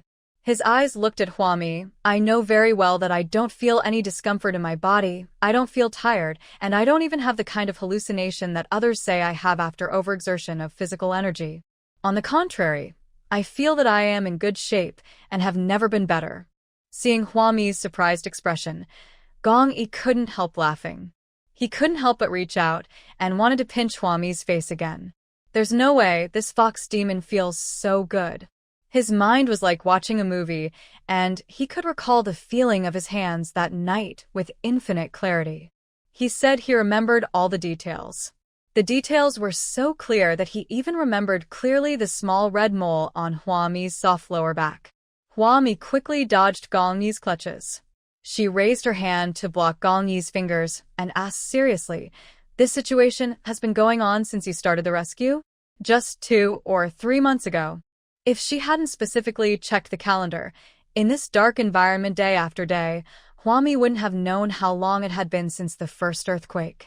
Every time, she went back to Xiangqing for prenatal checkups, as instructed by Xian Chiru. Xian Chiru said that she had not passed the first 3 months of the dangerous period, so she was specifically told not to have adult love. In fact, it was just groundless worry. Who could she have adult love with now? With her tough personality, which man would let her do it? Gong Yi shook his head. "Actually, my sleep problem started when I joined the rescue team about a year ago. But at that time, he just felt that he was simply suffering from insomnia. In peacetime, he had no place to display his talents and was a rebellious troublemaker who felt he was invincible and could look down on everything. His superior, the commander, deliberately transferred him to the rescue team. Only after joining the rescue team did he discover what all his skills were for. It's not for being violent or to be the king, but it is for the people who really need him and to protect the city. So he was quite confused for a while and often had trouble sleeping. Later I took melatonin and sleeping pills. After taking these, his symptoms improved a little, but then he suffered from insomnia over and over again. He took medicine and suffered from insomnia again. I finally entered this mental state after the rescue began. Once people get busy, they forget to take medicine. As a result, my mental state got better and better." Gong Yi leaned back in his chair and tilted his head to look at Huami. Do you know what this is about? Huami stared at Gong Yi in a daze, shook her head, and then nodded. You and I are not the same, but it is impossible for a person to go without sleep for 2 or 3 months. Gong Yi said, I still sleep for a dozen minutes occasionally. So your total sleep in the past 2 or 3 months probably didn't exceed 24 hours. Huami, who was sitting next to Gong Yi, thought about it and seemed to remember something. She raised her hand and patted Gong Yi's arm. There is a kind of superpower called psychic power. I don't know if you have heard of it. You definitely haven't heard of it, and I haven't seen it either. It's quite mysterious. It means that people with this kind of psychic power don't need to sleep, and the spirit in their heads is extremely good. Gong Yi didn't understand and asked uncertainly, Are you saying I'm crazy? No way. How could he become a psychopath? If he had known this earlier, he would not have told Huami this secret. I'm not saying you're crazy. I'm saying you're mentally ill. You're a psychopath. Huami made 2 poo sounds and sorted out her words. She gestured with her hand at Gong Yi's head. Our brains can only be developed to this size, but the brains of psychics can be developed to this size. She took out a melon seed and gestured to a vast ocean with no boundaries. It's not that you're very smart. It's just that there is a kind of supernatural being with a very developed brain. They can create and destroy everything through imagination. This is the most powerful supernatural power I know of so far. As she spoke, Huami seemed very happy. She reached out her hand to grab the empty space above Gong Yi's forehead, as if she wanted to grab Gong Yi's mental power and throw it into her own abdomen. For good luck, if you really are a psychic, you should pass on one to me. First, Huami is not greedy, so she only passed one of her genes to her cub, and the other cub can inherit her end-world supermarket.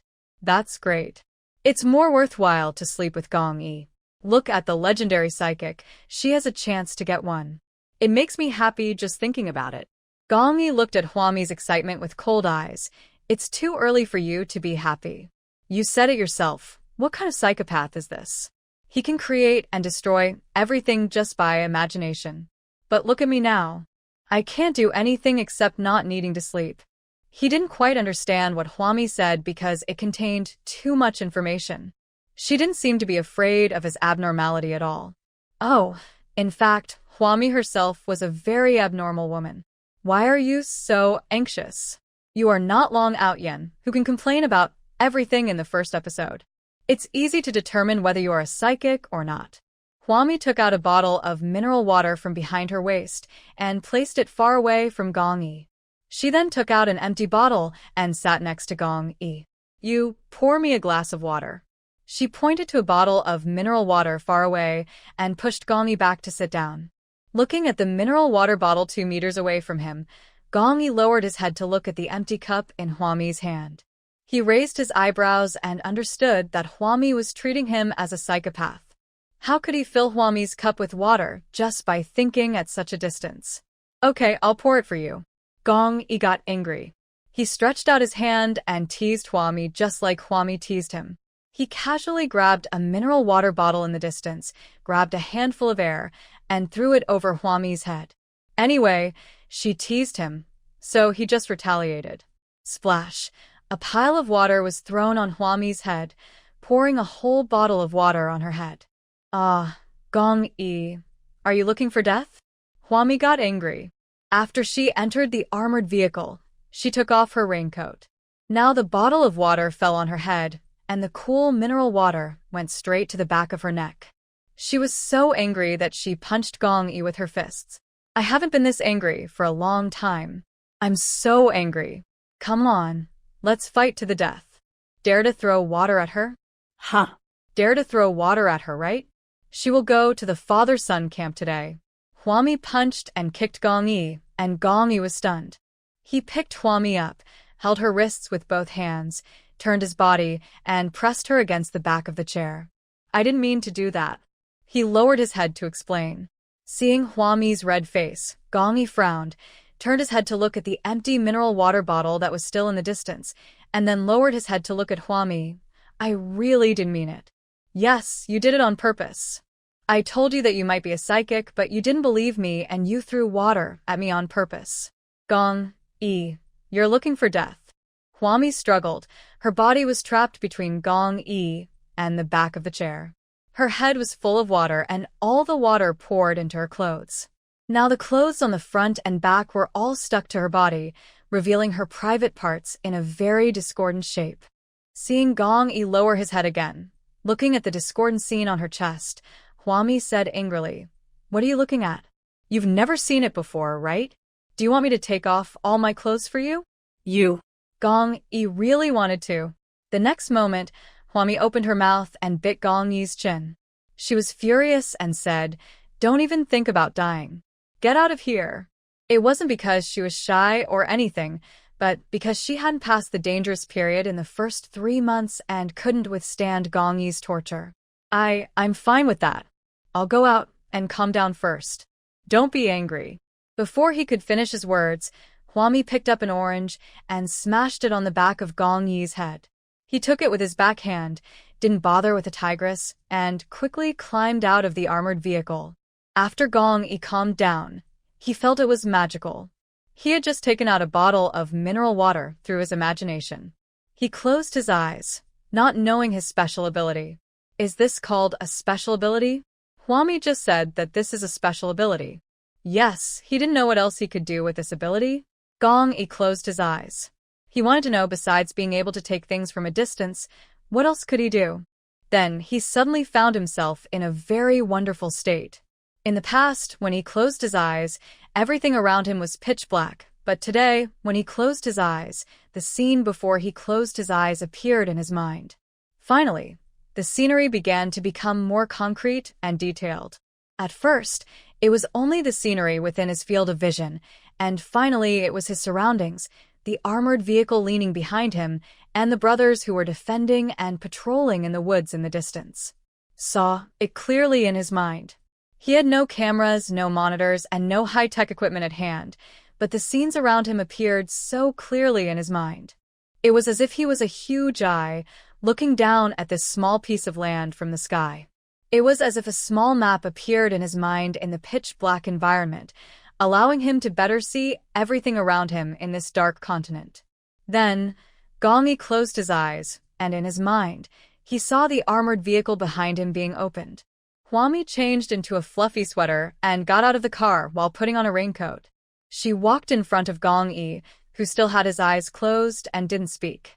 Huami smiled, thinking he was asleep, and she produced a pen from her hand. This time, Gong Yi used his brain. No, he used his mental power to see clearly that a pen appeared in Huami's hand.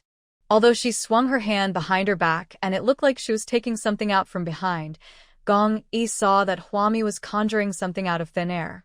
She smiled wickedly, took the colored pencil in her hand, and was about to draw a turtle on Gong Yi's face.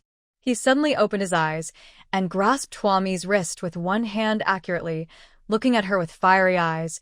"Stop making trouble. Get ready to go back."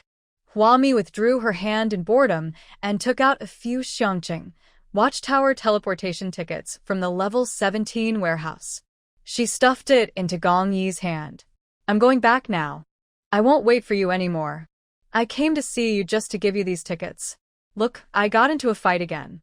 I'm a fairy who never gets into a fight." Huami murmured, "Let's go. Instructions are on the back of the ticket." After saying that, Huami turned around and walked into the woods. Gong Yi didn't call her because he saw her disappear without a trace as soon as she entered the woods. After a while, a garrison came running over. "Boss, Sister Hua is missing." "Well, no need to look for it, go back." Gong Yi covered for Huami and returned to the armored vehicle, asking the garrison that followed him to drive back to Xiangqing. It is now known that Hu in City A has already formed a feud with him, so he has to go back and make good defenses. And his neurotic ability also needs to be studied carefully when I get back. As for the tickets Huami stuffed into his hands, he also had to take them back and figure out how and when to use them. As a result, when Gong Yi returned to the city and was ready to arm his garrison to the teeth, he discovered that each of his garrison men was equipped with an AK-47. He called Tang Yu over and asked, "What's going on? Did you rob some city's arsenal while I was away?" Tang Yu quickly shook his head. "No, that's not it. Sister Hua signed it to us.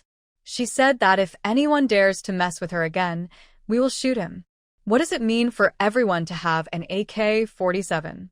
Gong Yi may need to explain to Huami who the users of AK-47 are. On their continent, no garrison uses AK-47s.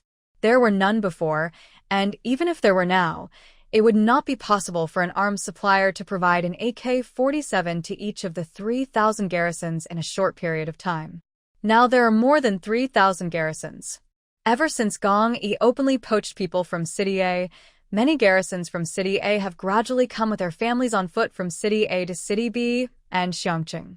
The total number of garrisons in the three cities is estimated to be more than 4,000. Count all our people and register them on a list. Gong Yi found a piece of white paper, closed his eyes, and began to draw a map on it. He wanted to establish a temporary garrison camp between Xiangqing and City B and close to City A. This location was very prominent and would be like a sharp knife, directly on the edge of City A. It is estimated that Chen Hu will be mad to death, but this is exactly the effect Gong Yi wants. He just wants to mad Chen Hu to death. As for Chen Hu, he never waited for Yu Guanglin to come back. Not only did Yu Guanglin not come back, but he also had no way to contact Yu Guanglin. Because the signal in all cities was blocked, the feedback from Xiangqing and City B was very slow. Chen Hu didn't know what Yu Guanglin's progress was, but he received a piece of news that made him furious. The garrison in City A, who he had been hiding and preparing to treat like the Qin family's personal bodyguards, actually ran away. He pointed at Lu Xingyuan, furious. Aren't you stationed here? Aren't you going to defend this city to the death? What? Your belief in the garrison is useless, right? The chubby Chen, who was so angry that he took out a gun from the drawer and pointed it directly at Lu Xingyuan's head. Tell me, why did you come to report this to me now? You waited for 2 days for all the garrisons in City A to leave before you came to tell me about this. What on earth do you want to do? He seriously suspected that Lu Xingyuan did it on purpose. 2 days is neither long nor short. In the current environment with no communication, 2 days is actually a good time. But more than 2,000 garrisons left Chen Hu's hands. In just 2 days, more than 2,000 garrisons left. The seriousness of this problem is comparable to the destruction of the entire City A.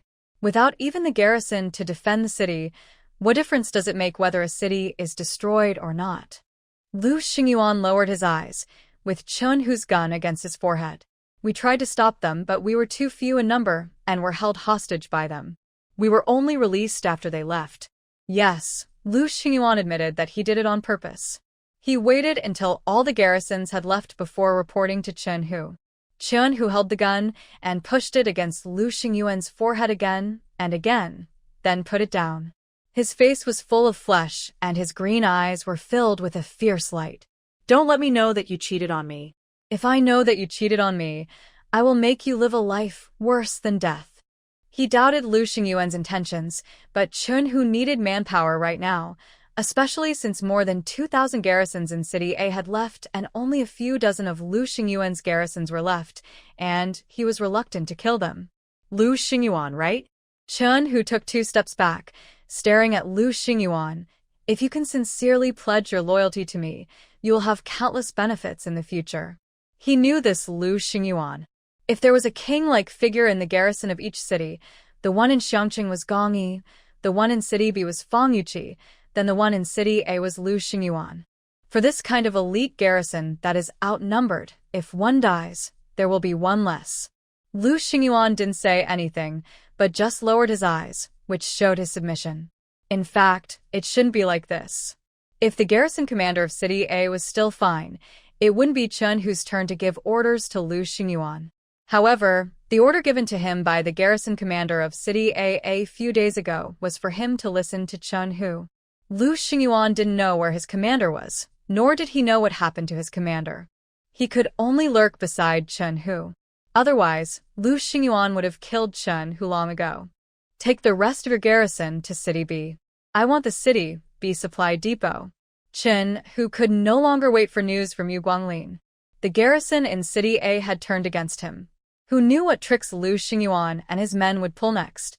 It is better to use this garrison as soon as possible. Lu Xingyuan nodded in agreement, turned around and left the Chin family villa, walking in the dark city A.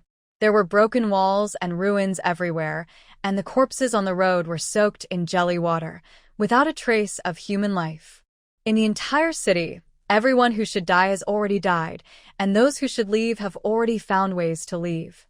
The Chin family is like an isolated island, standing alone in City A. Except for those who depend on the Chin family, all those who can fight against the Chin family are either dead or gone. City A no longer has anyone stationed there to protect it. Chun, who asked us to hijack the material warehouse in City B. He has become suspicious of me and probably won't tolerate us. Lu Xingyuan stood by the roadside and whispered to the two garrisons who followed him. You guys go to the B City Supply Depot as planned. Captain, what about you? A garrison asked in a low voice. I'll take advantage of Chun whose laxity and go into the Chin family villa complex to look for our commander. Lu Xingyuan spoke decisively. His family had been taken to Xiangqing by the garrison that had left earlier. Now he had no worries. The Chin family's villa is not just one villa, but a whole complex of villas, in which all the vassals of the Chin family live. This is a very dangerous thing. Someone in the Chin family now has weapons. Lu Xingyuan even suspects that the Chin family has already taken control of the police in City A. The garrison behind Lu Xingyuan looked disapproving. Captain, that's too dangerous. Once Chun who finds you, you'll die. It doesn't matter. I will use my life to protect the dignity of a garrison. We can't let our commander fall into the hands of someone like Chun Hu. From the day he stayed, Lu Xingyuan was ready to die. Are you garrisoned? A sound as thin as a mosquito's hum was heard. Lu Xingyuan's whole body trembled. He looked over in surprise and saw a vague shadow trapped in the rubble in the darkness. He and the two guards behind him rushed over and removed the bricks from the woman's body with their bare hands. Are you okay? Are you okay? Sorry, we're late. Sorry. As Lu Xingyuan spoke, he choked up. It doesn't matter. It's here after all. The woman spoke weakly, her body covered in blood, but it didn't matter. It was dark now, and no one could see it. With shaking hands, she unzipped her clothes and stuffed a baby who was less than a month old into Lu Xingyuan's arms. Take him to Xiangqing. Sorry for the trouble. I heard that Xiangqing is a good place and he'll grow up well. On behalf of Xiaojiu, thank you all. Xiangqing, Huami flew back to the Lotus Xingxing supermarket in Xiangqing. She had just emptied out a small portion of the supplies in her level 17 storage in the underground parking lot, and the underground garage was no longer able to hold any more supplies. This is a difficult task. There are more and more people in Xiangqing now, and the rescue center still provides 2 free meals every day. The supplies in the Xiangqing supply warehouse had long been eaten up. The free food and medical supplies that Xiangqing people now enjoy are all produced in Huami's level 15 factory. The daily consumption of materials is quite exaggerated. Let me put it this way, 1/3 of Huami's underground parking garage is emptied every day. It can be seen how heavy the burden Xiangqing is under today. Huami stood in the underground garage, looking at the full of supplies all around her. She was still waiting to free up some space so that the level 15 factory could produce more supplies. As a result, at this time, Huami discovered that there were 2nd and 3rd floors in this underground parking lot. Huami actually knew this before, but because she had been busy these days, she forgot about it. Huami quickly ran to the 2nd and 3rd floors below ground level, which had actually been renovated by Hu Jing and the contractor. They had already discovered that this underground garage had a 2nd and 3rd basement floor. Everyone thought Huami knew, so no one said anything. Now, Huami's Lotus Xingxing supermarket has an additional 2-story underground garage for the transfer of supplies. Moreover, the area of the underground parking lot on the 3rd floor below ground is much larger than that on the 1st and 2nd floors below ground. Huami immediately cleared out all the supplies in her level 17 warehouse, and this time added a rescue rope and an engineer shovel. She put some pickled fish in the semi-finished dishes. Although pickled fish was produced in limited quantities, every time the factory upgraded, she would be able to produce only tens of thousands of them. She couldn't finish so much pickled fish by herself, so she took out X1000000 to sell. By the time she emerged from the underground supply warehouse, several hours had passed. A few hours is enough for Huami to harvest a large amount of crops. She took out a big bag of cherries, ate them in her hands, and walked towards the RV supermarket. Xiangqing's urban clearance team has cleaned up Xiangqing thoroughly. Although there is no light, Gong Yi asked the management to find a way to install many powerful searchlights in the rescue center. Basically, all the survivors' activities revolve around the rescue center. All the Xiangqing garrisons were also maintaining order and management at the rescue center. The task of pumping jelly water was instead given to the civilian pumping team. Xiangqing is starting to move slowly, at its own pace. Huami ate cherries all the way to her RV supermarket. Hey, who is this? There are cherries to eat. Two men stood in front of Huami, one in front and one behind. There were tents all around them. Seeing this situation, the people in the tent shrank their heads and hid themselves very experiencedly. Huami had a cherry in her mouth. She turned around and looked at the man with a wretched face behind her. You're full and nothing to do now, right? Xiangqing only has a group of you guys to support? I just wasn't full, so I wanted to try what cherries taste like. Before the disaster, cherries were already expensive. Where did these people get the money to buy cherries? They were a bunch of gamblers and spent all their money on gambling. The world has become such a mess. Why can't they try the taste of cherries? Huami moved her body and dodged the hand that the wretched man stretched out. She spat out the cherry pits in her mouth and hit the obscene man in the eyes. Ah! The wretched man covered his eyes and pointed at Huami. This woman is courting death. Kill her, kill her. Oh, you want to kill me? Huami thought that the men who surrounded her were just ordinary robbers. If you walk around in the apocalypse, you can meet 7 or 8 or even 10 such people on one street. Unexpectedly, the other party opened his mouth to kill her. Okay, come on, you're welcome. The man standing in front of Huami was about to move when he heard someone shouting, "Don't touch her. Don't touch her."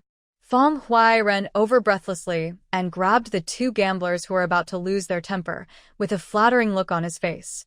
Don't touch her. She's my niece. Please give me some consideration. Huami squinted her eyes and looked at him.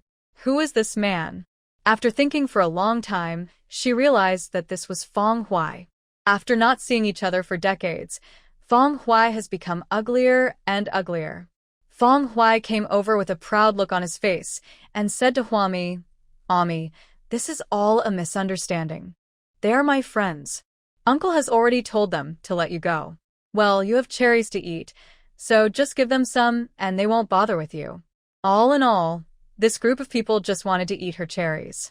Huami protected Cherry behind her, pretending to be reluctant to let her go, and looked at Feng Huai warily. Are you crazy? Feng Huai's smile froze and his face darkened. Ami, how can you talk like that? I am your uncle. We finally met, and we are a family by fate.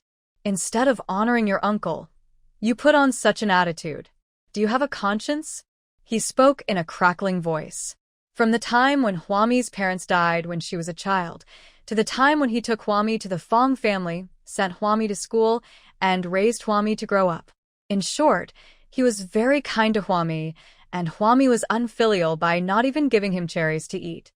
Huami is ungrateful. As he spoke, Huami started eating. There was no way. She was a pregnant woman. Whenever she stopped, she would think about eating and keep eating. She could finish such a big bag of cherries in a short time. Moreover, Huami herself didn't have many cherries, because these were the latest cherries she had planted, and the first batch only ripened today, with only about 100 fruits. It will probably take a few more days for the second batch to mature. So, Huami herself doesn't have much. The people around felt uncomfortable when they heard Feng Huai scolding Huami like this while Huami continued to eat and spit out the cherry cores. Someone opens his mouth and comes, "Uncle Huai, you are right. This kind of person is really a wolf with white eyes. You shouldn't raise her." That's right. She ate such a big bag of cherries by herself, and her uncle refused to take any, and just kept eating. Huami took out her phone calmly and called Chow Feng. I think the supplies in this rescue center are too much. 2 free meals a day, right? Don't give them free meals. They came all the way to Xiangqing to eat for free. They are spoiled. Dugwan said that if I really had no money, I could just use an eyebrow razor to castrate Xiaoju myself. Maybe I could unlock a new skill in the future. Is she joking? She knows Captain Chao Feng Chao. Feng Huai. Amidst the mocking gazes from all around, Feng Huai's two gambler friends looked at him in astonishment. Perhaps only they knew that Huami was the owner of the RV supermarket, and that the RV supermarket had a special relationship with the Xiangqing garrison. If Huami was really annoyed, she might really suggest to Chao Feng to stop providing 2 free meals a day at the rescue center. Whether Chao Feng listens to her or not is another matter. The most important thing is that she has a say in front of the garrison. This is just a joke. The wretched man took 2 steps forward, facing Huami, smiling flatteringly. Your uncle had a hard time raising you. He told us that you are rich now, but he doesn't care about his life or death. We also think that this is unreasonable in the world, right? Huami was still on the phone. Chao Feng, I'm not discussing this with you now. I'm officially notifying you to immediately stop all free meals at the rescue center. They want to eat and drink, and they have to buy it with money. Don't you have money? It just so happens that Xiangqing is pitch black, right? Let them work, either to light up Xiangqing or to repair houses for Xiangqing. Anyway, the money you garrison has left with me is almost deducted. I will keep the remaining money for your garrison's food expenses. If you continue to provide them with free food, you garrisons will be left with nothing. Your boss's troops will definitely be hard to lead. If the garrisons are hungry, their morale will be broken. What will you do? She deliberately made the problem sound big. In fact, not much of Xiangqing's money was used. What's more, Gong Yi later found her reserve funds from City B. It is also several trillion. But Huami thinks that keeping such a large number of survivors and providing them with 2 free meals every day is really pampering these survivors. There are some lazy survivors who simply don't work, who would want to work if they can survive on these 2 free meals every day. If you don't work, you can only be idle. There would be no one who would be so idle as to watch the show in a tent on the roadside and point fingers at Huami. These are all problems caused by idleness. Chao Feng was frightened by Huami's words, and he said hurriedly, Sister Hua, please don't be angry. Did someone cause you trouble? I'll issue a notice right away. In fact, we have long wanted to stop the 2 free meals at the rescue centers in Xiangqing and B City. It's just that I've been busy with this and that, and haven't been busy with this. From the beginning of the earthquake until now, the sun has not even come out, and the rain has been getting heavier and heavier. Xiangqing is busy using condoms to pump out the water and has not put much effort into management. Now that Huami has raised the issue, Chao Feng will do as he is told.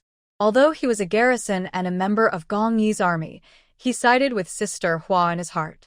After getting Chao Feng's consent, Huami felt relieved. Well, it's not a big deal. I can handle it myself. Okay, you can issue a notice quickly. I'll find someone to light up Xiangqing. She knew that Hu Jing's relative, the contractor, could find the source of light bulbs. When she asked the contractor to repair the Xiangqing watchtower teleport point for her, the contractor said that he could contact a manufacturer of light tubes. After Huami hung up the phone with Chao Feng, she called the contractor and asked him to recruit a group of workers. She wanted to light up Xiangqing. Since the sun doesn't come out, we can't always live in darkness without seeing the sun. Humans have eyes, and they use them to pursue light. Feng Huai, who was standing by, was irritated by Huami's attitude of ignoring him. He was so angry that he wanted to hit her. Encouraged by his gambler friends, he clenched his fist and shook it at Huami. I think you're looking for death, right? If you don't fight for 3 days, you'll be like a house with tiles on it. Your wings are not strong enough yet. Before he could finish his words, Huami kicked Feng Huai out, sending him flying and falling directly into the mud. Hey, how can you hit someone? Just because you have a good relationship with the garrison, you can be an ungrateful person and beat people up? That's too much. Why do you dare to hit someone? Who gave you the right to hurt the person who raised you like this? He worked so hard to raise you, not for you to beat him today. Accusations came pouring down on her. Huami turned around and looked at these people who had nothing to do after eating, sneering. He worked hard to raise me? Shouldn't this be the other way around, saying that I worked hard in the Fong family, working like a captive, and it took a lot of effort to grow up? Don't criticize without knowing the inside story. Who gave you the courage to point fingers at other people's affairs? Are you living a good life? Don't you need to struggle anymore? The stories of Hua-Mi's hard growing up in the Fong family were too trivial. Hua-Mi couldn't explain them all clearly to these people. The more he talked, the more he fell into the public opinion trap created by Fong Hui, wasting his time, energy, and all his spirit here. Hua-Mi took 2 steps forward and lifted Fong Hui up from the mud. She squatted down and said to Fong Hui coldly, "If you only let me eat leftovers and cold soup every day, even if you give me a bite to eat, then the money I've given to your Fong family for 5 years while working part-time since college is enough to pay for your food." Fong Hui, in this life, I got through illnesses by sheer luck and perseverance. Since I was a child, the thing I feared the most was having to pay money to school. That meant I had to pick up trash day and night to get enough money. You, the Fong family, raised me? You let me sleep in the cupboard, that counts as raising me, and you gave me your leftovers, which even dogs eat better than me, that counts as raising me. Then the money I gave you later was enough to pay you back. What's more, in her previous life, Hua-Mi treated Fong Xian as her own sister and protected her all her life. In this life, no one of us owes anyone anything. Hua-Mi loosened the back of Fong Hui's collar and watched him fall powerlessly into the mud. Her eyes were filled with contempt. You shouldn't live in Xiangqing because you're trash. You don't deserve such a good Xiangqing, and you don't deserve the garrison's devoted protection of you. She knew Fong Hui, this man who was as soft as mud. As long as there was someone he could rely on, he would lean on him and would not let go even if he died. If Hua-Mi hadn't scared Fong Hui this time, this man would definitely rely on her in the future. After saying that, Hua-Mi punched and kicked Fong Hui again, not caring at all about the accusations from people around her. From beating Fong Hui until he cried out in pain to beating him to the point of being on the verge of death, Hua-Mi didn't take much time at all and didn't exert any effort at all. Then, she picked up Fong Hui, who looked like a dead dog, and threw him directly at the feet of the garrison who came over. Don't let this person enter Xiangqing in the future. He is a gambler. Entering Xiangqing will only increase your workload. Hua-Mi said this, and then looked up at the 2 wretched gamblers in Fong Hui's group. It's the same with people like this. If you let them in, they'll cause trouble. We should investigate the gambling phenomenon in Xiangqing. They have nothing to do after eating, and they have no pursuit in life except gambling. Screen all the people around Fong Hui, and throw out all those who can be thrown out.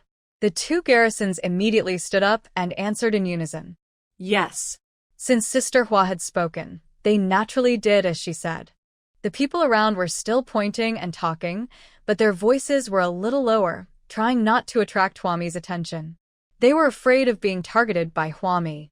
These people are indeed bored and have nothing to do. Now, they don't have to do anything to fill their stomachs. 2 meals a day will not only keep them from starving to death, but will also keep them plump and white without them having to do anything.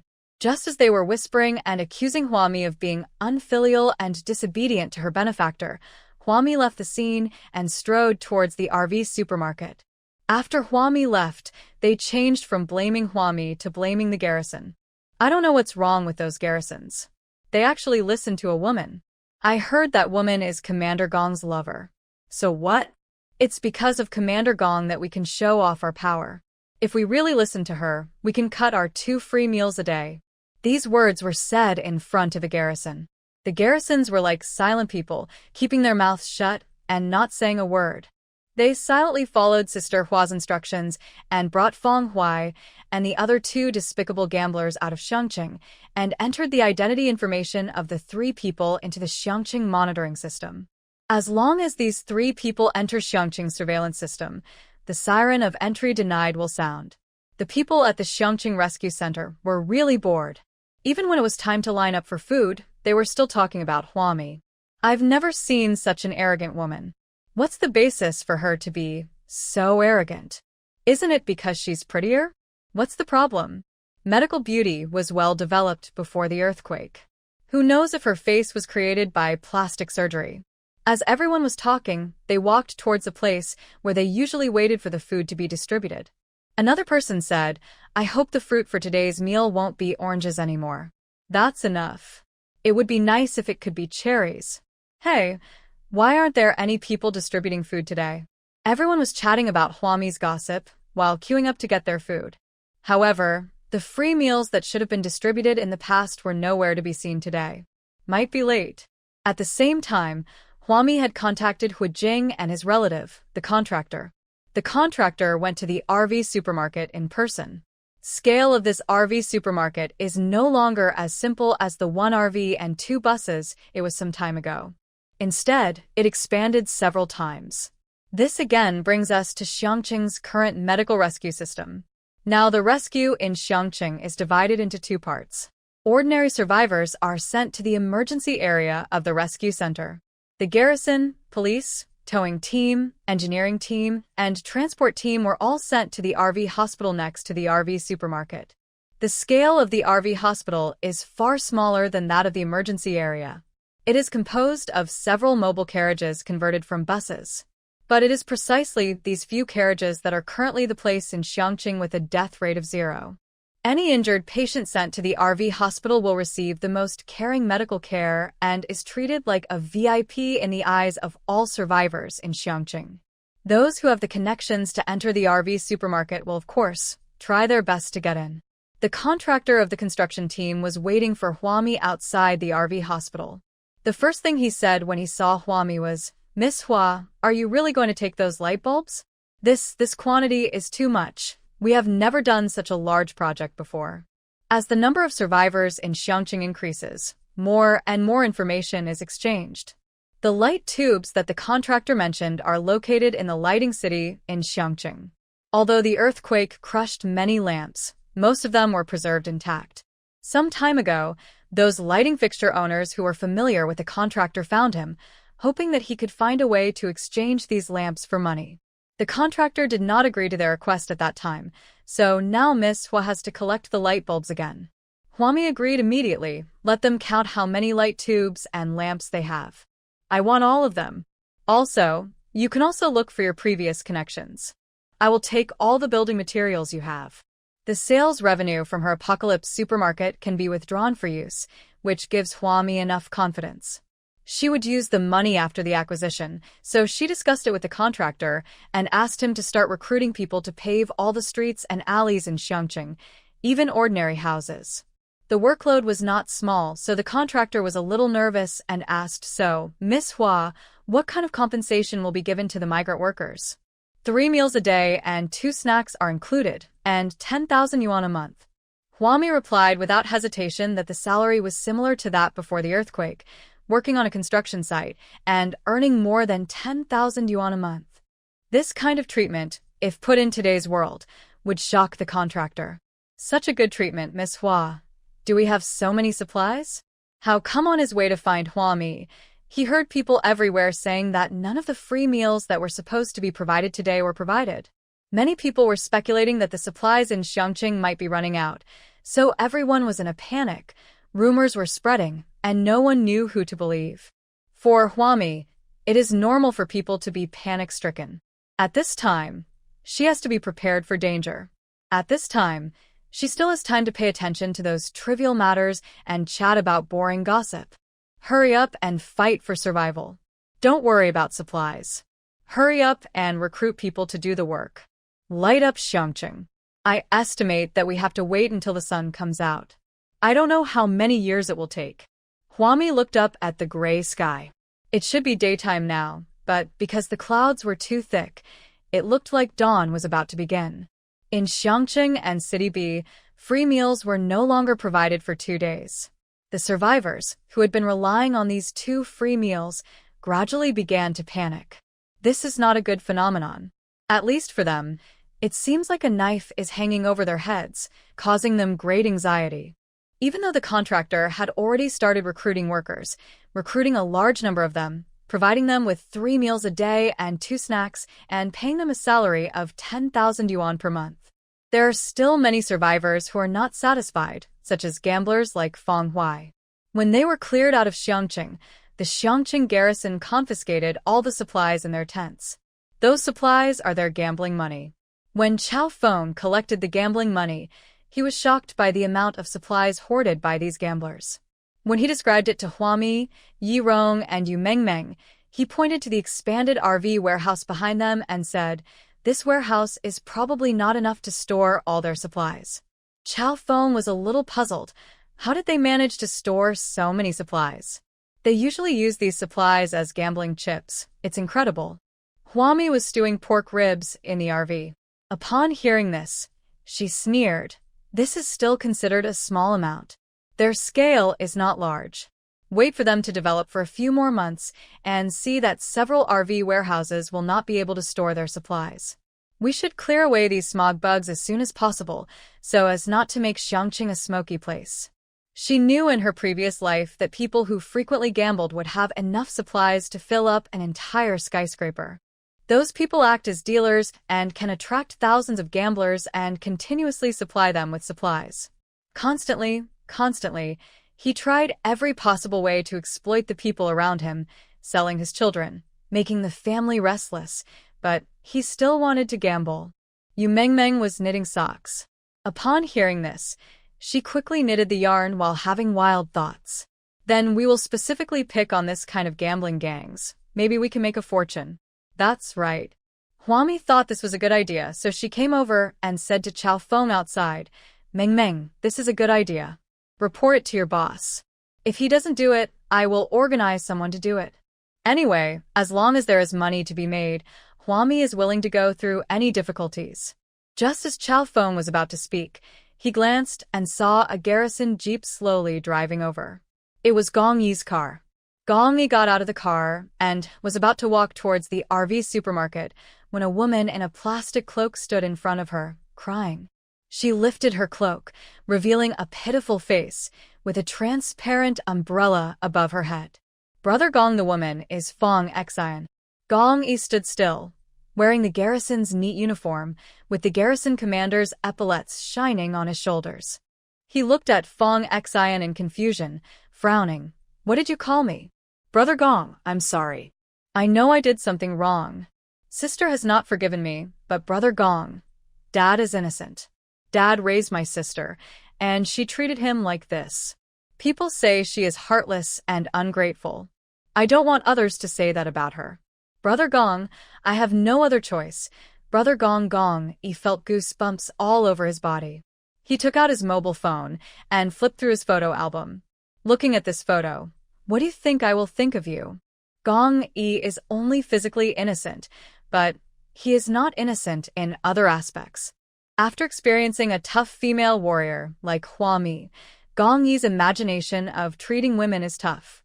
They're all like Huami. So Fong Xian ran up to him, calling him Gong Gij in a coquettish way. What on earth did Fong Xian want to do? Gong Yi knew. When facing a green tea girl like Fong Xian, Gong Yi just felt something was wrong. No matter how hungry a man is, he would not have any impulse towards Fong Xian after knowing her past. Fong Xian had a tearful expression on her face. "That's all a misunderstanding. Brother Gong, Brother Xiren forced me to do it. I've always wanted to explain this to my sister. I'm innocent too, Brother Gong." Okay, can you straighten your tongue and speak to me?" Gong Yi, who was stopped, was already quite impatient. Fong Xian walked forward fearlessly, like a boneless octopus, and was about to lean towards Gong Yi. Gong Yi was extremely angry. Without waiting for Fong Xian to get steady, he pulled out his gun and pointed it at Fong Xian's forehead, angrily saying, "Come one step closer to me. Do I look like someone like Qin Xiren?" Fong Xian was petrified on the spot. This was her first time. She just threw herself into a man's arms, but the man pointed a gun at her head. What unforgivable mistake had she made? "Gong, Commander Gong, I was wrong. Fong Xian finally stood up straight. Her tongue stopped curling, and her words became clear and not in a coquettish tone. "My legs are shaking. Throw her out of town."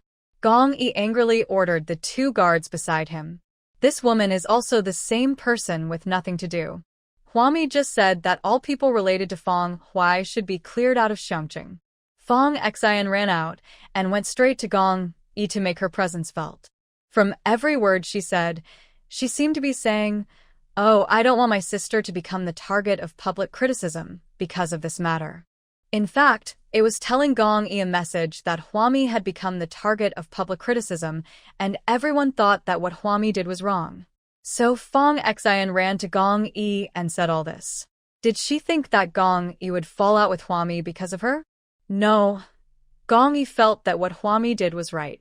In fact, if Huami does not do this, Gong Yi also plans to cancel the 2 free meals a day supply in Xiangqing and City B in the near future. It's not that he has no money, nor is he worried that Huami doesn't have enough supplies. But some of the survivors are really not lovable at all, and are not worth garrisoning and keeping. Fong Xian was held up by the arms by the 2 guards beside the straight man Gong Yi and thrown out of Xiangqing. Huami and others in the RV couldn't help laughing when seeing this scene. Yi Rong looked at Huami with an ambiguous expression. What does it have to do with me? Huami rolled her eyes at Yi Rong, then saw that Gong Yi had put away his gun and was walking towards her. Ami, come with me to a place. The man in uniform was standing outside the RV, his head tilted, a serious look on his face. He still felt unlucky. He had bad luck this time when he returned to Xiangqing. The first woman who spoke to him was not Huami. Huami was stewing pork rib soup in her hands and looked reluctant to go. She would have to go to the RV warehouse to put the straw mats in a while. There were so many straws that they grew more and matured faster and faster. Now the maturation speed of mat grass is almost as fast as the growth speed of oranges. With so much straw mats, they had to clear them out desperately.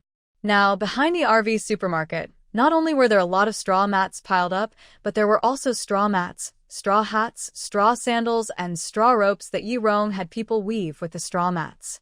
These straw ropes are good stuff. Several pieces of straw are woven into ropes. With a little water, they will not break when burned by fire. They will keep rubbing against each other.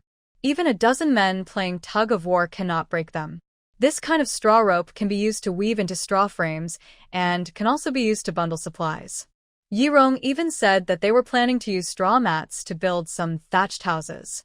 Anyway, as long as you think about it carefully, straw mats can be used in many ways. Yi Rong came over, took the spoon from Huami, and said ambiguously, "Come on, leave this to me, you go ahead." "What are you doing?" Huami looked at Yi Rong. What if she is Gong Yi's assistant? Yi Rong blinked at Huami again, looking like she knew everything. Huami reluctantly climbed down from the RV and walked in front of Gong Yi. "Where are you going?" "You'll find out when you get there. Anyway, I won't sell you out." Gong Yi tilted his head and motioned Huami to get in the car. He returned to Xiangqing, driving an ordinary garrison jeep. As we walked forward, we saw survivors protesting on both sides of the street. Because there were no free meals to be distributed, many survivors ran to the points where supplies were usually distributed to protest against the Xiangqing garrison's cancellation of their free meals. It was raining heavily, but workers recruited from the public could still be seen everywhere in the streets and alleys, pumping out jelly water with pumps and condoms. It is precisely because of these people, who work in shifts 24 hours a day, that Xiangqing has not been submerged in jelly water yet. Seeing Gong Yi's car coming, the voices of the protesters on the roadside became louder, and many radical people even threw stones at Gong Yi's station jeep. Those who attempted an armed raid were quickly controlled by the garrison and dragged directly onto a truck. Once a truck was gathered, they were thrown out of the city. Huami sat in Gong Yi's passenger seat, turned her head and looked at the survivors protesting on the street, curled her lips. These people are not lovable. Then he looked at the survivors working hard in the streets and pumping jelly water. These people are lovely. Seeing her like this, Gong Yi couldn't help but laugh. He raised his hand, put it on the top of Huami's head, and turned her head around. "Don't look at it. Since you have done it, there will be different voices." "Why think so much?" Huami raised her hand and pushed Gong Yi's hand away. Gong Yi held her hand in return and pulled it silently. Huami shook Gong Yi's hand away with all her strength, frowned and asked, "Where are you taking me?" "Just talk. Why are you touching me?" It's disgusting.